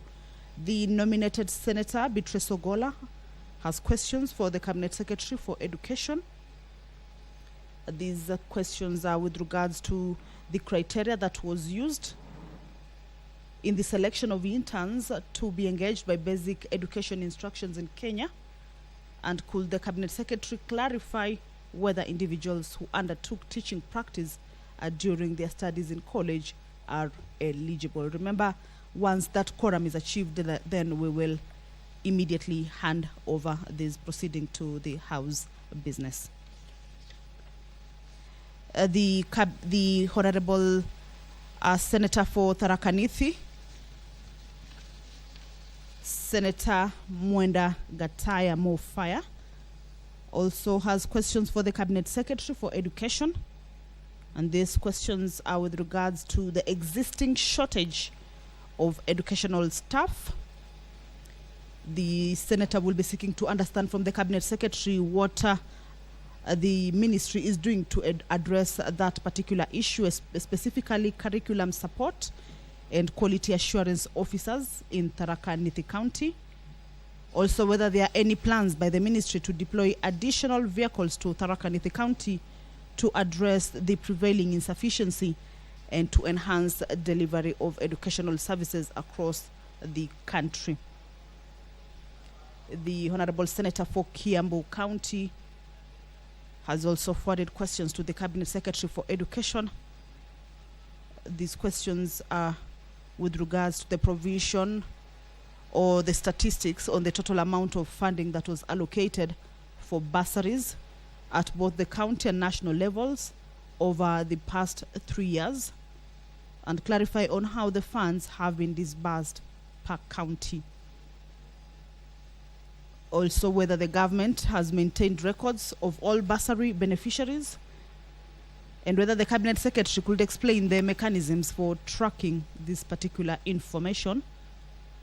Also, the Senator will be requiring to understand from the Cabinet Secretary for Education the number of students who have benefited from bursary allocations at both the county and the national levels during the past 3 years. The Honorable Senator for Isiolo County, Senator Fatuma Dulo, will be asking the Cabinet Secretary for Education to indicate the number of schools that are connected to electricity and water in Isiolo County, and also outline steps the government has taken to ensure that the remaining schools are connected. Also, what plans the government has to address security risk posed by the lack of fences along school borders to students and staff. The Senator will also be expecting responses from the Cabinet Secretary on whether there are any plans or other plans by the ministry to improve school infrastructure in Isiolo, specifically in Mogore Primary School in Sericho Ward. That is the Honorable Senator for Isiolo County, Honorable Fatuma Dulo, was just walked past the floor of the House.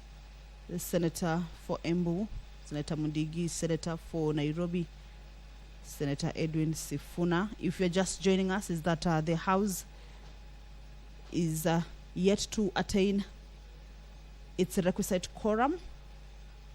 Senator Miraj making her way into the chamber. At least 15 members should be seated inside the chambers for the House to be deemed to have attained its quorum or achieved its quorum before the House can commence its business. And that is exactly what is happening right now. That is the quorum bell for the members to be able to make their way into the chambers. Once that quorum is achieved, we will, without any further delay, hand you over back to the business of the House. And remember, this morning, the senators will be engaging cabinet secretaries, but we understand that the Cabinet Secretary for Education is the only CS that will be showing up for this appearance before this floor of the Senate to respond to various questions by the senators. That is the Cabinet Secretary for Education. At least 8 senators have forwarded their questions to the Cabinet Secretary. Of course, as is the tradition, there will be supplementary questions which are aligned to the questions that have already been forwarded. Order, honorable senators. We do have quorum now, so we'll proceed with today's business. Clerk, you may proceed to call the first order. Order number 1, administration of oath. Order number 2, communication from the chair. Order number 3, messages. Order number 4, petitions. Order number 5, papers. Order number 6, notices of motion. Order number 7, questions and statements. Now, honorable senators, we expected 2 CSs this morning for purposes of responding to the questions as listed in the order paper. However, I have since received a communication from the CS in charge of lands that she will not be able to attend today's session for purposes of responding to the questions directed to her ministry, reason being that she's indisposed. Now, I had a phone call discussion with the PS in that ministry who explained to me exactly what the problem was. The Honorable CS had undergone an eye surgery, I think 3 days ago, but by yesterday she was very much willing to appear today. But this morning she woke up with a swollen eye. She cannot even see. And that's why she indicated and registered her regrets that she will not be able to be with us today. That's a very valid reason, honorable members, and I think then we will have to defer all the questions that were supposed to be responded to by that honorable CS. That leaves us with only the CS in charge of education, who I'm told is present, and therefore we will this morning proceed with the questions that are directed to the Ministry of Education. Clerk, you may now usher in the CS in charge of education.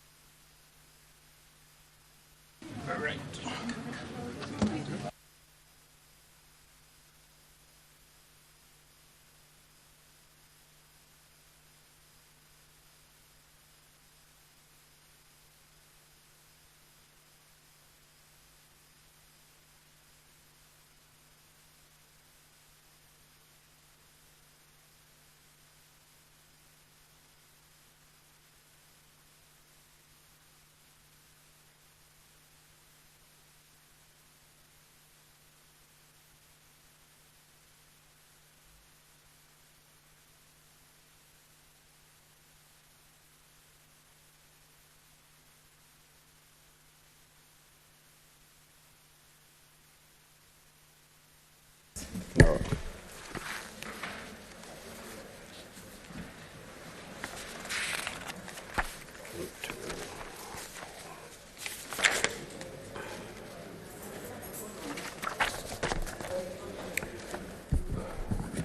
Now, honorable senators, we have the CS in charge of education in the House.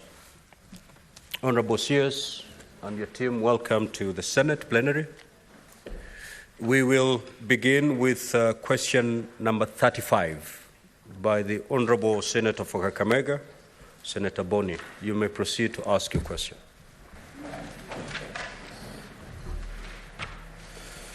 Thank you, Mr. Speaker. Mr. Speaker, sir, I rise to ask question number 035 on the order paper.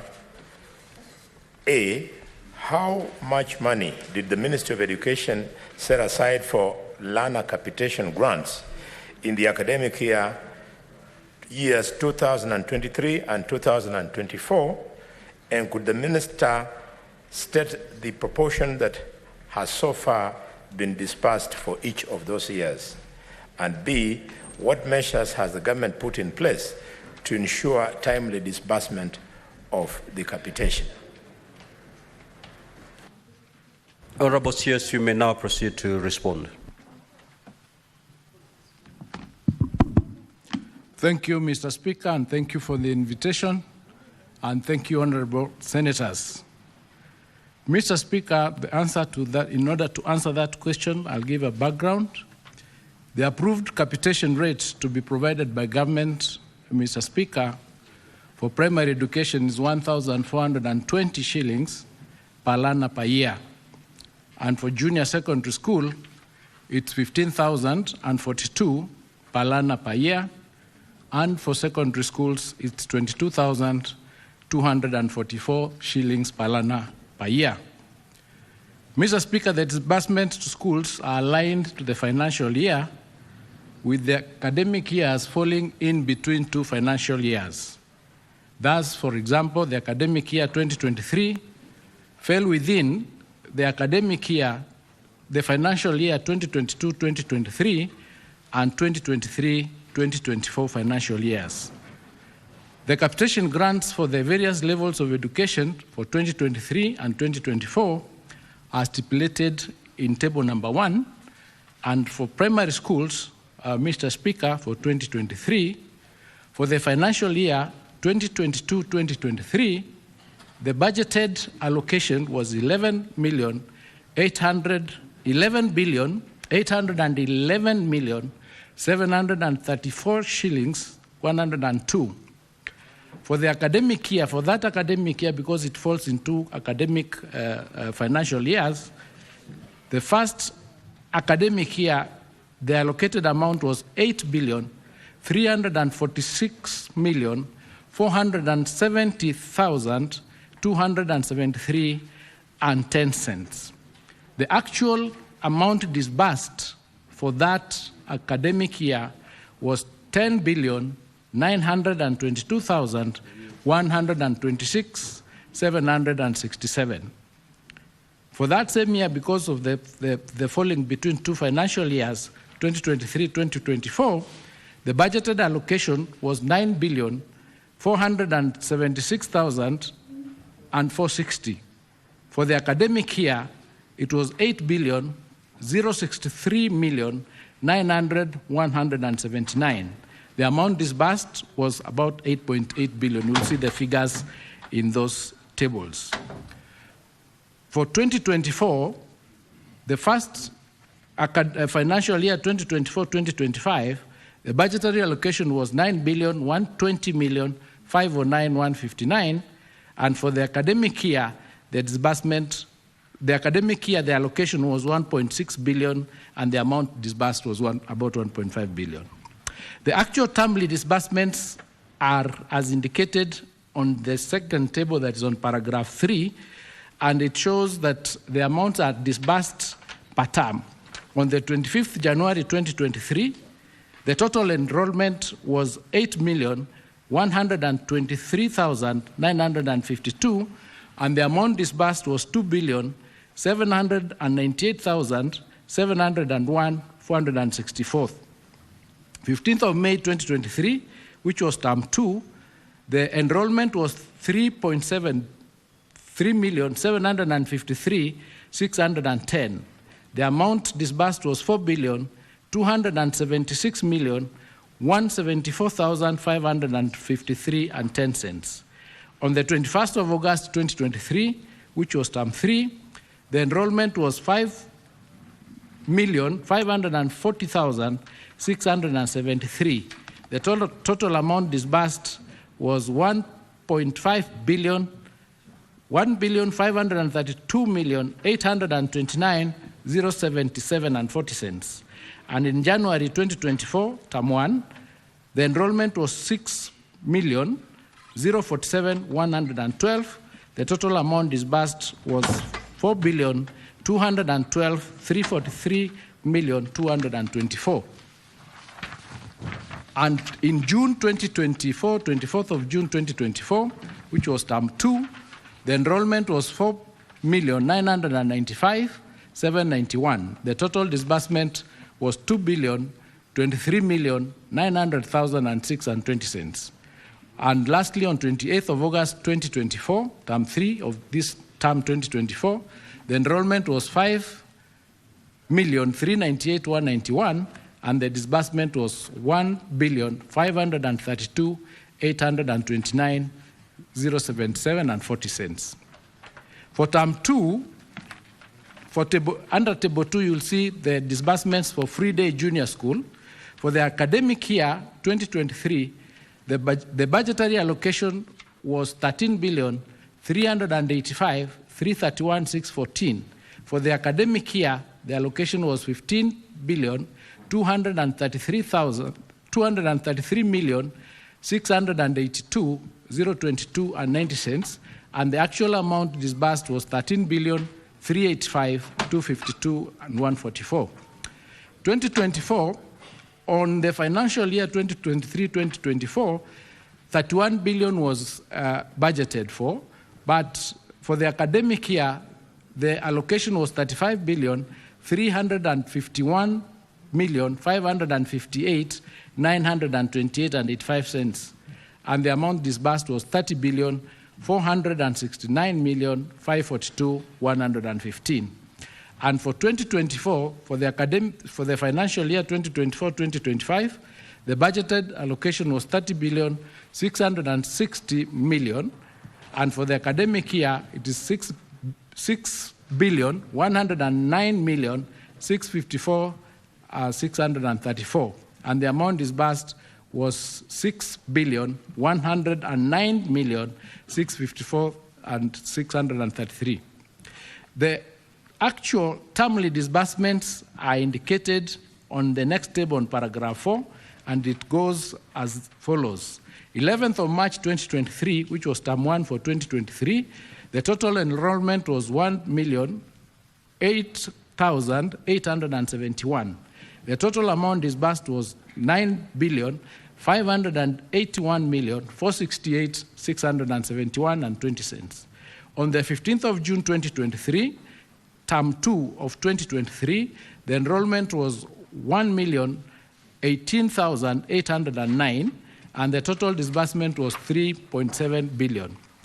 On 19th of September 2023, which was term 3 of 2023, the enrollment was 1,018,846.